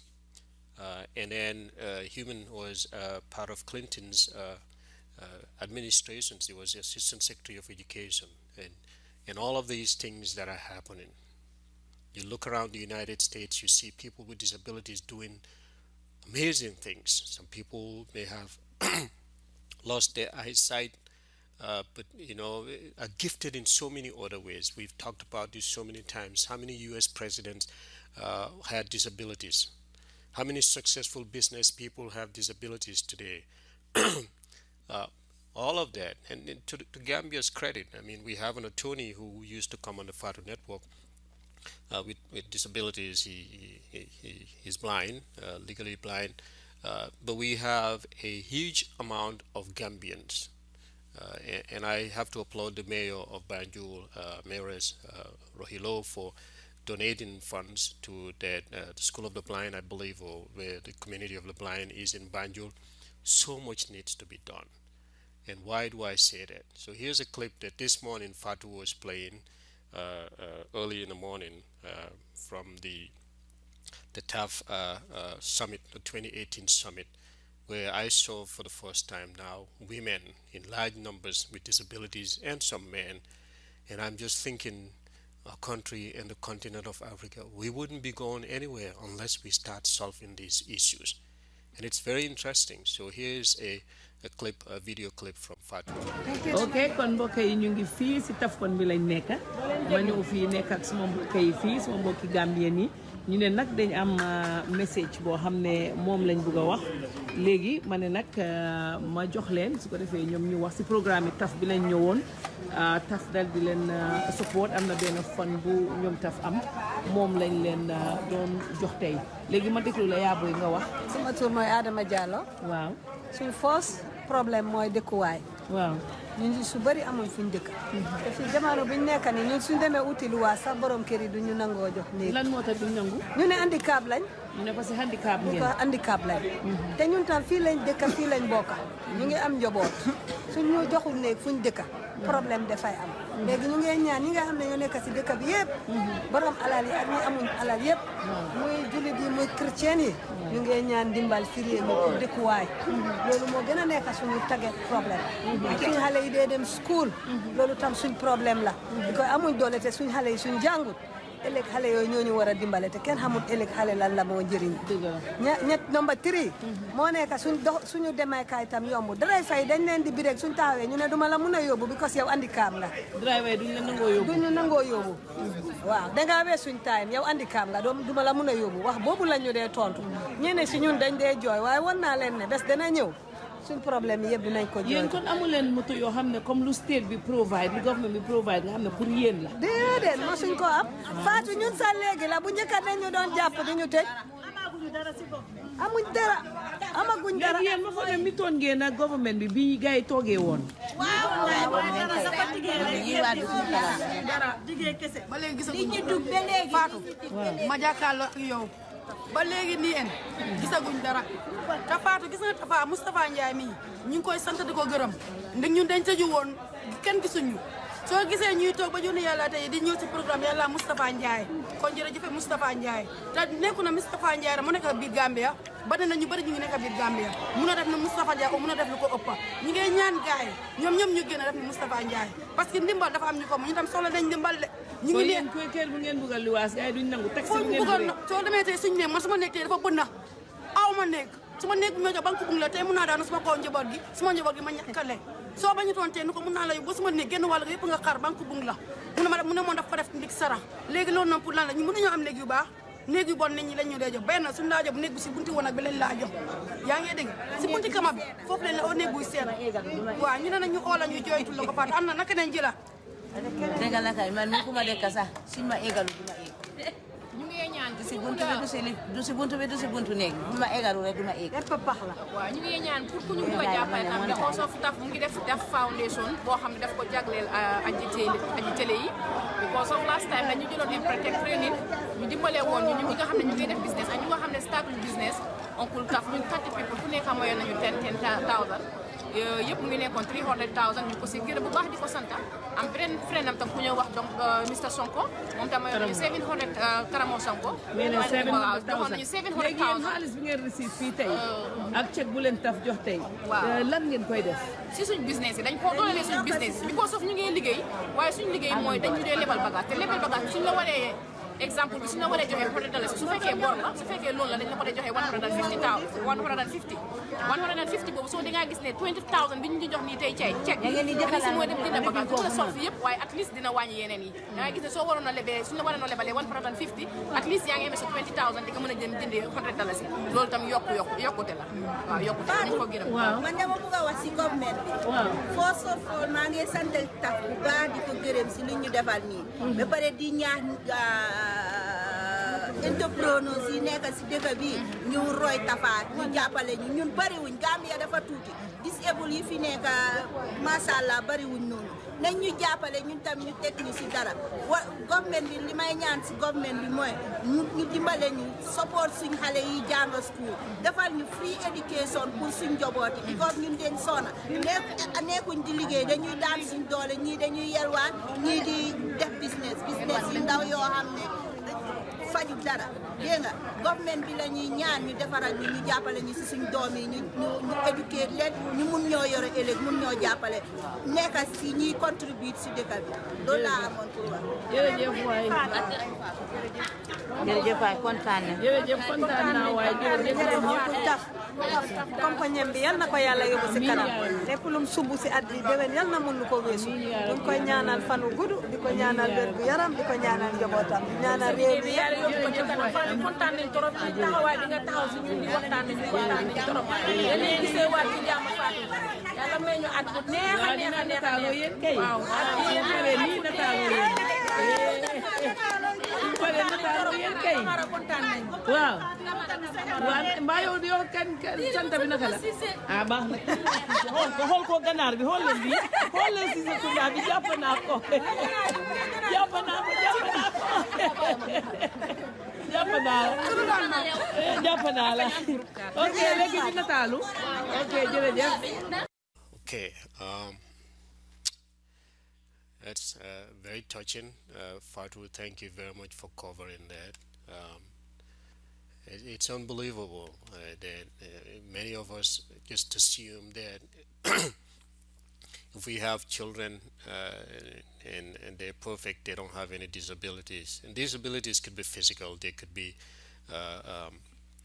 internal, and they could be a whole host. I mean, some disabilities in terms of how you think.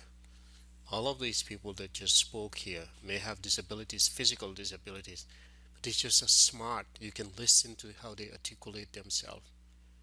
And like the other lady said, the population of the Gambia is so small. Why can't we invest and get the minivans that we would buy from companies like Ford Motors, Chrysler, and overseas, even the German companies.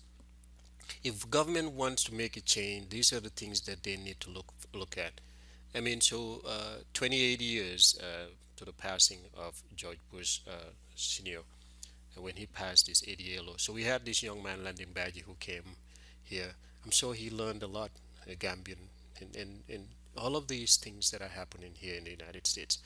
A few years ago in Michigan, they changed some of the pavements by law to make sure that they're even much more feasible. If you drive around the streets, you'll see the pavements. They've been paved in such a way here in Virginia, in Maryland. You see that everywhere, and so I'm sorry, I think I got lost down there for a minute.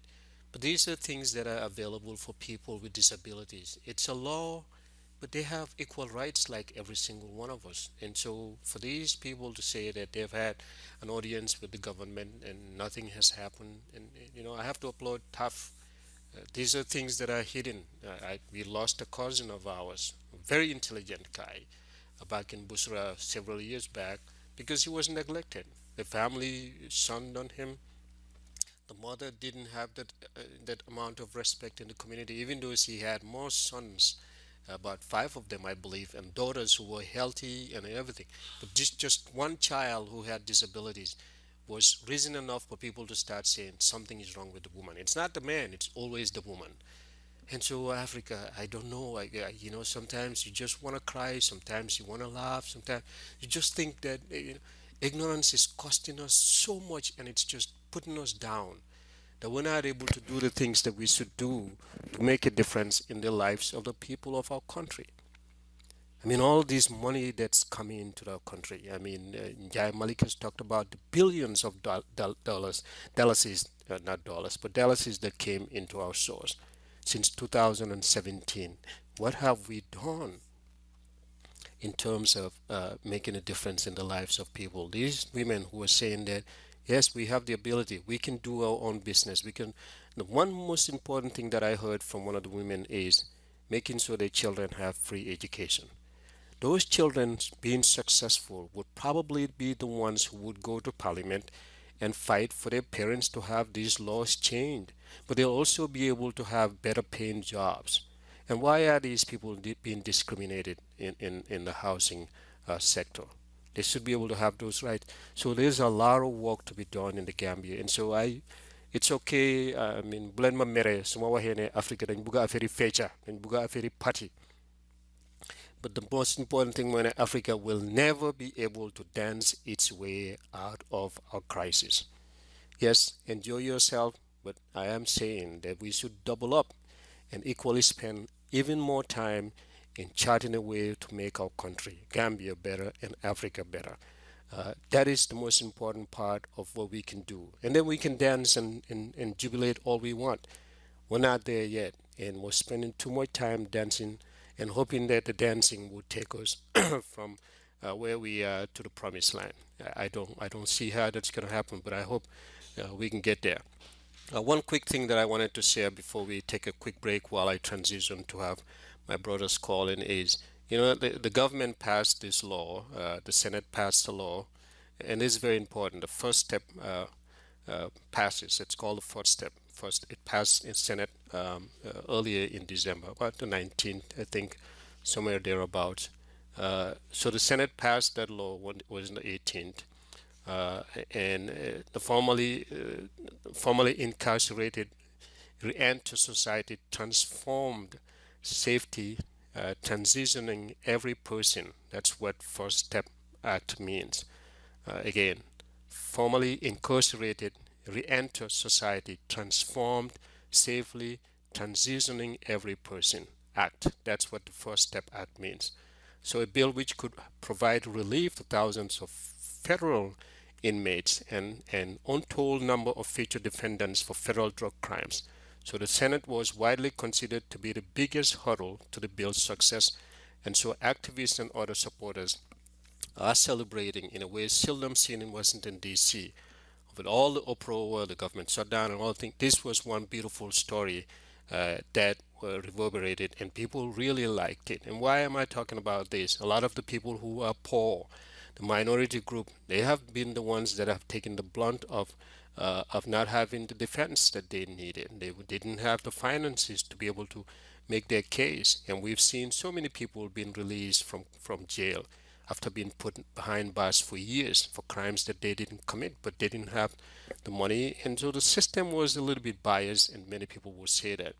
The EJI article, this is an organization, reported that mass incarceration has cost the United States, or costs the United States, $182 billion every year without adding much to public safety. Doesn't make any difference in public safety. This was an article that was written February 2017. You need to sit back and calculate these numbers. $182 billion. What would that make in terms of the difference of helping the homeless, helping the poor families that don't have medical support, that don't have Medicaid, that don't have health care insurance, people whose children could go in and get a physical checkup, or maybe be able to have their dentures checkup, blood tests, and all of that stuff. The homeless people all over the United States. Imagine how much, even if we cut that money to maybe 50 billion, and the rest of that money goes to helping the homeless reestablish themselves. The other cost is the families that have to deal with that. Maybe a family member who was the breadwinner of the family now goes to jail. How do they survive? So I'm going to leave you to think about all of these things. And a beautiful story quickly here before I get a break is we do have an African young man from Ghana, was reported on the BBC, that went through so many challenges. These are all sorts of things that I'm sharing with you. Isaac Dogbo, the boxer who struggled from Ghana to the UK and Madison Square Garden. I mean, it's the story that tells about him and his dad being homeless while he was training. They spent most of their time sleeping within the arena and just wandering around. And dad would tell the son not to call their mom in the UK and let her know that they're homeless and they're struggling. He has won one of these great achievements in the history. And of the 17 weight divisions, each boasting 4 belts, Dogboy is one of only 4 Africans holding a world title in boxing, and only one holding a title outside of the country of South Africa. That's a beautiful story about a young man who was challenged, him and his dad, but they stayed the course, and now he is successful. He wants to go to either Princeton or one of these universities later on to go achieve his education. So he's thinking about going to school here quickly to go and attend college and get a degree. But he's a successful young man. So he said the ambassador in Ghana phoned my dad and said, "We would like you to meet Prince Charles on his visit." And so he flew to Ghana that same night, straight to the ambassador's house. I was standing there and Prince Charles came in. He asked which of them was Isaac Dogbo. So he was so excited, and I put my hand up to have that recognition for being that heavyweight champion. It was amazing, an experience I can imagine. But he's thinking about going to the University of Arizona or maybe in Pennsylvania come January this coming month. So that's a beautiful story we can take to heart with all of these depressing stories I said, but these are realities. We'll take a break and then come back. My brother Ibrahim Cisse and Abdul Sigil Sar, and hopefully Mamadou Krubali would join us and talk to us about the politics of what is happening all Gambian. Stay tuned. You're listening to Africa Focus on Education on the FADU Network. Okay, welcome back. One thing I wanted to say, I think today is the day there's a marathon in Banjul. Demanganjai and some of these guys are doing the marathon in Banjul. It should be on the way. It was supposed to start at 5 o'clock. That's probably maybe a couple of hours ago. But that's going on. And then there's a lot of political activity. The conventions with all of these political parties. And So there's so much happening in our home country, and so hopefully a lot of the political parties will be talking about some of these things we've mentioned here. Who's going to take care of the little man in Bansang, the little man in Sanyang, in Gunjur, even in the Combos, the congestions of traffic, the potentials of a disaster. If we had an emergency, what do we do? We're sitting down thinking about how to draft an emergency plan so that when we have an emergency, what do we respond? How do we respond? Do we respond? How do we respond if we had a chemical spill? Who are the specialists who know these chemicals? That if we have a chemical spill, that we have the wherewithal to clean it. We can clean the area, or maybe if we have other chemicals that are not liquid based or gases and all of these things.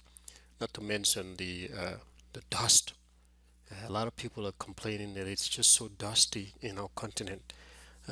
Not all of it, but in Africa, especially Gambia, at this time of the year, I know the Hamilton winds are blowing. It is the season where we have to deal with a lot of that, but I don't understand why it's so dusty.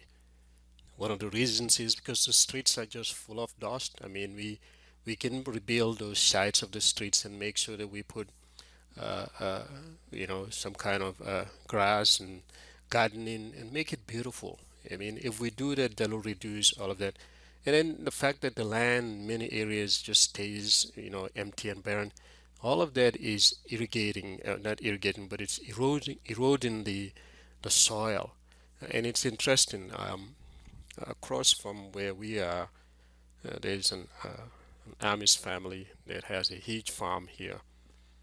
Like a month ago, after the season had ended, they harvested their corn, and then after a while they cleaned up the land and getting it ready for the next season. And then a few weeks later, I see that there was some grass growing that looked like they actually put some kind of seeds there, and so they were germinating as grass. And I just get to thinking of myself, well, what are they growing right now at this time of the year? That's kind of interesting.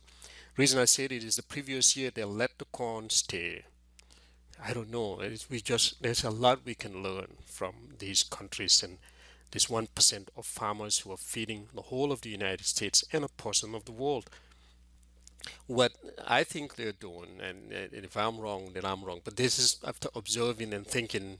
I could see last year when we moved here, the farm was full of corn, and then I asked the old man who is across on the other side where I buy fruits over the summer, and he indicated that some of this corn that you see in the farm is for animal feed. The sweet corn is what we buy. That's grown in different parts. But that corn was for animal feed because there's cattle on the other side. So the corn was there, but it stayed. They didn't harvest it. I remember mentioning to you that wow, we harvest that corn and maybe send it to countries that need it. But they didn't harvest the corn for obvious reasons. They let it stay all winter, and as the winter was ending, as soon as they started tilling the land, all of that was included in the tilling. They cut it, and most of it was taken away, but a portion of it was left on the soil and kind of tilled to rot and be part of the manure that was being used for the next farming season. So this year they've actually they harvested all the corn, and then they cleaned up the whole area. But there was small portions, but they cleaned it and tilled it. About a month and a half ago, as the season was ending. So when they tilled it, and then it stayed there for a little bit, and then later on, I saw that they put some seeds on it. So the grass has grown like maybe a couple of inches, but that's where it is. And what is happening after looking at it, I'm thinking, okay, even though it's winter, we do have a lot of rain here. So if the land was barren and it didn't have anything in it, there's a good chance that the manure and all of the fertile topsoil would be washed away. So if you have grass like that, it'll absorb, it'll allow burrowing by the worms, and so it'll absorb the water and keep it from washing away. And that is just a natural way, I think, I could be wrong, of keeping the land completely rich with the topsoil, making sure that it continues to be like that. Because if it were clean, then chances are they wouldn't be able to, they might have to put some more manure in it, and manure could be expensive. But it's just a beautiful way of how these farmers over time have learned and taught. And so, I mean, someone I think posted something asking a question about how farmers, there are kids going to school learning how to do agriculture. Okay, it's challenging. Some farmers can be depressed and stressed because sometimes their products are not bringing in the profits that they anticipate. So the margin could be very small, but they have subsidies from the government, which encourages them to continue to be farmers and produce.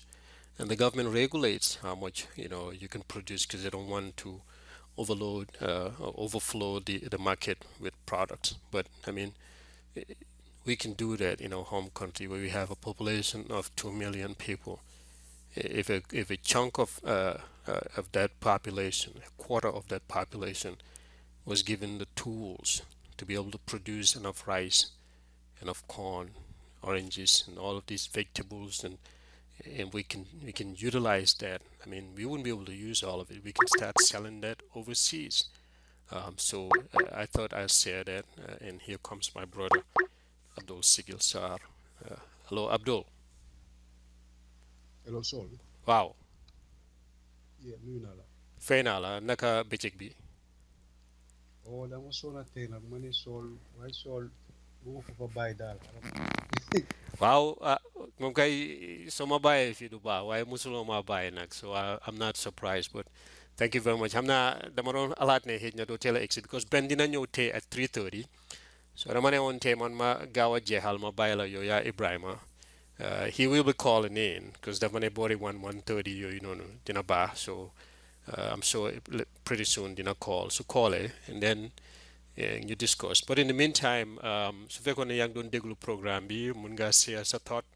Otherwise, there's a lot about political activity bi nga xam ne mu ngi dem Gambia foog naa ne mun nga see waxtaan tuuti from the parliament, SAB bill bi gaay pass, and PPPs and convention ak yooyu yëpp. So I'm not you're not politically bound, but mun ngaa share sa thought ak sa idea. But one of the important things ma play on at the end of the clip bi ma jeexal noonu mooy the disability, nit ñi nga xam ne ñu ngi am disability Gambia, Abdul, ni ñoo sonee si biir réew mi. So ma bàyyi la nga jël waxtaan bi. Allow me put people to help them and the laws and all that. Well, yeah, because back in a few years back, amoon countries yi ñëwoon to the United States. Xam nga George Bush mi faatu nii ndeysaan moom moo pass on moom moo sign on that into law, the ADA. waaye gis nga ne for these past years mu ngi toog si wheelchair, right? Benefit boobu noonu ku ko waxoon time bi mu ko pass ne yow di nga ko njëriñoo du ko gëm, waaye njëriñoo na si. waaye ñun Abdul soo toogee nga xalaat rek ñun suñ réew Gambia ñi nga xam ne dañu am disability, jigéen yaa ngi wax ne ñoom luwaas duñ leen dee nangoo jox luwaas because dañ feel ne dañ handicap, or they give them banque bu ngoo house yoo xam ne they're not user friendly. I mean school ak yooyu noonu yëpp it's a big problem, Abdul. Yeah, it's a big I think it's a problem, but it's solvable, I think. Absolutely. Ma pause la nga déglu while for a couple of minutes dégg nga nga wax ma nga la pause for 2 minutes dégg nga. Bu yàgga de. No, duma yàgga 2 minutes. Okay. No, but I think there's a way to do it, to address it. And I think the most important thing mooy ne you structure organization ba pare encourage NGOs. Ba pare so encourage NGOs, you give them tax incentives. Mooy ne probably duñ fay tax, so xaalis bu ñoo am yëpp dafa dem back to their operations. So in that sense, you can address those things. I think in the Western countries, they do that. Moo tax charities yi ñu ngi bare yaa ngi am the charities for the homeless yaa ngi am the charities for disabled people yaa ngi am charities for kids with cancer yaa ngi am charities but charities yi they are regulated in such a way that seen taxation bi they are not taxed, they are exempt from tax, but they just pay maybe 10% of their revenue. So, but the deal is that that revenue have to go back to the operations. And in that sense, it can solve that problem, but it have to be strategically drawn.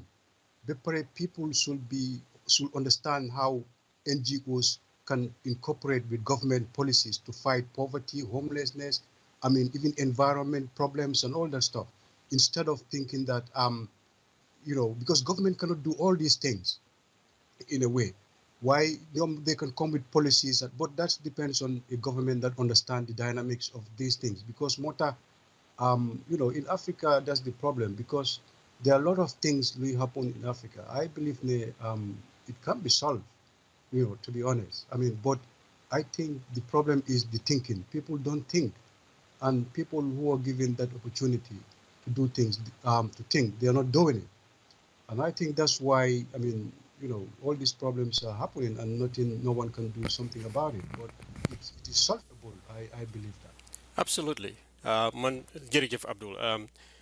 It is solvable. Man fooguma ne war naa nekkal naxari fii nag in Michigan foog naa amoon na time bi Jalba Kuyateh ñëwoon na fi a few years back Michigan play fii mu laaj help for handicapped people ñu bari donate wheelchairs pour mu ñu sip ko mu yóbbu ko so people am na ñoo xam ne ñu ngi koo def man dama foog ne the most important problem boo xam ne dañ ko war a avoid mooy the issue of making sure ne ñun Africa ñu appreciate ne koo xam ne dafa juddu am physical disability or other disabilities or special needs has nothing to do with Jine, has nothing to do with jigéen bi ko jigéen yi lañ dee blame, has nothing to do with anything lu dul yàlla lum dogal.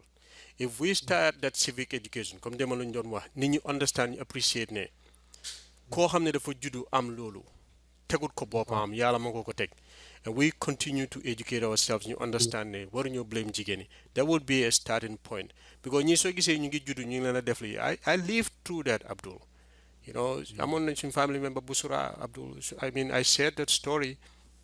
Vam time boo xam ne yomba yi because ñu ngi dëkk si àll bi yomba yi léegi-léegi ñu nekk si mangoro yeeg yooyu noonu dañ dee dafa am ku leen dee lifin rek then they start coming the African bees they are very dangerous, they can kill. So suñ jéenee si dëkk bu ndaw boobu noonu si dëkk bu ndaw boobu noonu Abdul yomba yi am na ay béy yi ak ay xar yoo xam ne leen lifin bañ dee because they were they were stung, they died. Waaye suma cousin bi si dëkk bi daf dee jógee kiram very smart guy Ousmane Badjie la tudda dafa jógee kiram on the floor si street si di dox noonu comme handicap ñi nga xam ne si suuf nii du dee mën a dox, amoon na wheelchair in the latter part nag ba noonu la daan demee school jànga su fi làkkee angale yow sa bopp da ngaa wax ne non kii. Waaye we lost that guy because the whole entire society daal ñi ñu bare ko reject. That psychological impact si boppam benn bés maa wax ci affaire yomba yi dañ doon maata nit ñi nit ñëpp daw tëju seen biir néeg ñu faate ko so moom dafa am pour daw dem dugga si ron lifi nii fi bëy dee nekk dañ ko dee bil nii like a tent waaye si ron nii dañ ko dee bàyyi su ko defee waaw su ko defee dañ dee bàyyi si suuf ko defee gars yi seen dropping si daf dee nekk si suuf su ñoo bëy dañ ko dee góob yëpp yóbbu ko dem spread ko si farm si ron foofu noonu la dem nëbbu ba yomba yi dañ ko maata ba mu home Abdul. Wow. So by the time yàlla ko dimbali ni ko dina doon dee. These are the things that happen. We just don't value these people. Why set up fee in the United Kingdom, in the US? How many presidents and leaders ngeen am ñoo xam ne ñu ngi am special needs? So man foog naa ne education bi su dooree foofu noonu rek dina gën a yombal mbir yi. What do you think? Why the part of even the education tamit, because sometimes people xam nga lost, like I said, Africa dafa am problem ba nga xam ne dafa war a need somebody who understand problem boobu naka la amee global naka ñu ko change globally, understand, because all Africa problem is nothing new. Other countries have been there and have transformed themselves, understand. Exactly. So it's nothing new.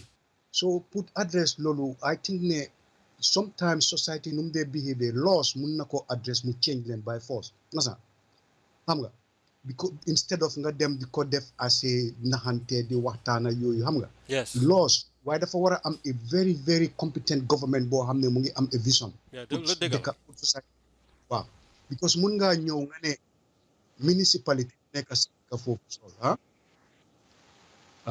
maa ngi laa dégg waaw municipality bu nekk sa dëkk ñoom dañ war a care put every disabled person mu am the amenities in the constitution lum laajte understand ma mi suñ ko defu they are liable put like a lawsuit or not doing their job or incompetent understand ma mi or a fine you fine leen heavily waaw fine waaw so probably that child su nekkoon minister that laws were there you can go and sue the municipality in a sense ne that child dafa war a am access pour mun a escape understand ma mi you know that's the role of the municipality because kooku dafa am rights ci constitution bi as pour state bi protect ko in a sense xam nga pour dugga si and there are different ways to do that waaye loolu moo fa nekkut ne municipality boobu noonu they don't even see that and even in Banjul Latrikunda kind of thing dañ war a am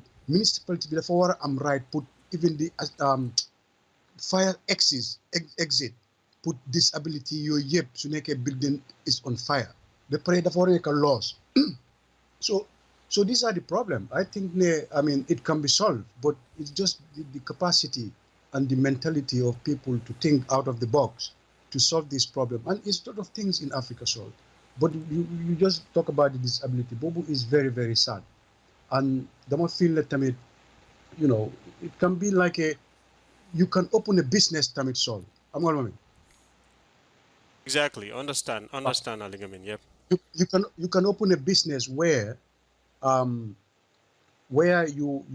you have maybe nga ne cigare yëpp nekk in Gambia waaw dafa am company boo xam ne foofu la disability de liggéey te seen priority mooy naka ko positive discrimination mooy ne dañoo employ disability people yi ba pare ku gumbo yooyu yëpp nañ la train skills because disability people they have other ways of doing work maybe suñ gumbo nañ use seen hand maybe nañ use seen benn loxo su nekkee even put seen loxo bi nekkut the work there are ways they can contribute to a labor force or a process of manufacturing in a way so waaye dafa nekk a charity boo xam ne du fay tax dafa nekk charity boo xam dafa am subsidies from government ba pare products am yi dafa nekk product yoo xam ne even government will be the buyer of that product exactly so nga gis ne in that sense you give them a power to have a job a power to have income so you di leen empower ba pare seen organisation si tamit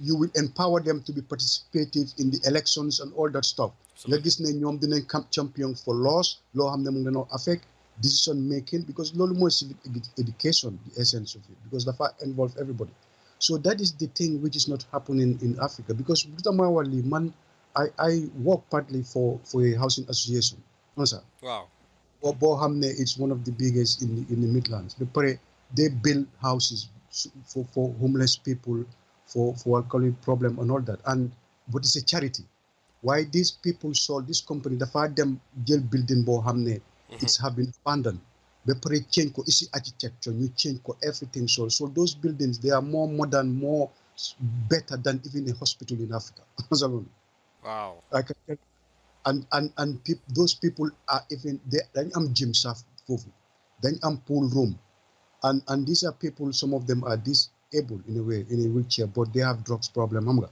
and all that stuff and some are okay some have alcoholic problem and that but the aim is to get them out of the street but the government pay for that understand wow so service be this company but it's a kind of a business sense why it's not a profit making profit be goes back to the company moo tax company bi is buying a lot of buildings yoo xam ne ñoo ko moom seen asset yëpp is in building dañ ko transform dañoo jël even buildings jël architecture mu design ko understand a place you build ko with rooms not even like many rooms but maybe people who are like disabled people ñoo xam ne they're independent they have no mental problem or anything ñu dëkk fa so ñoo te very, very, very modern Saul buildings. I have been to them.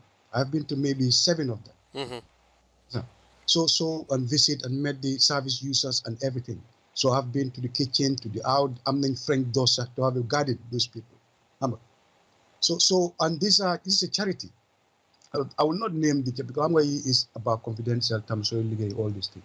Understand? Why? I'm just giving a background to it. Wow. So that's why I'm saying, Tamil, these are the things government can do.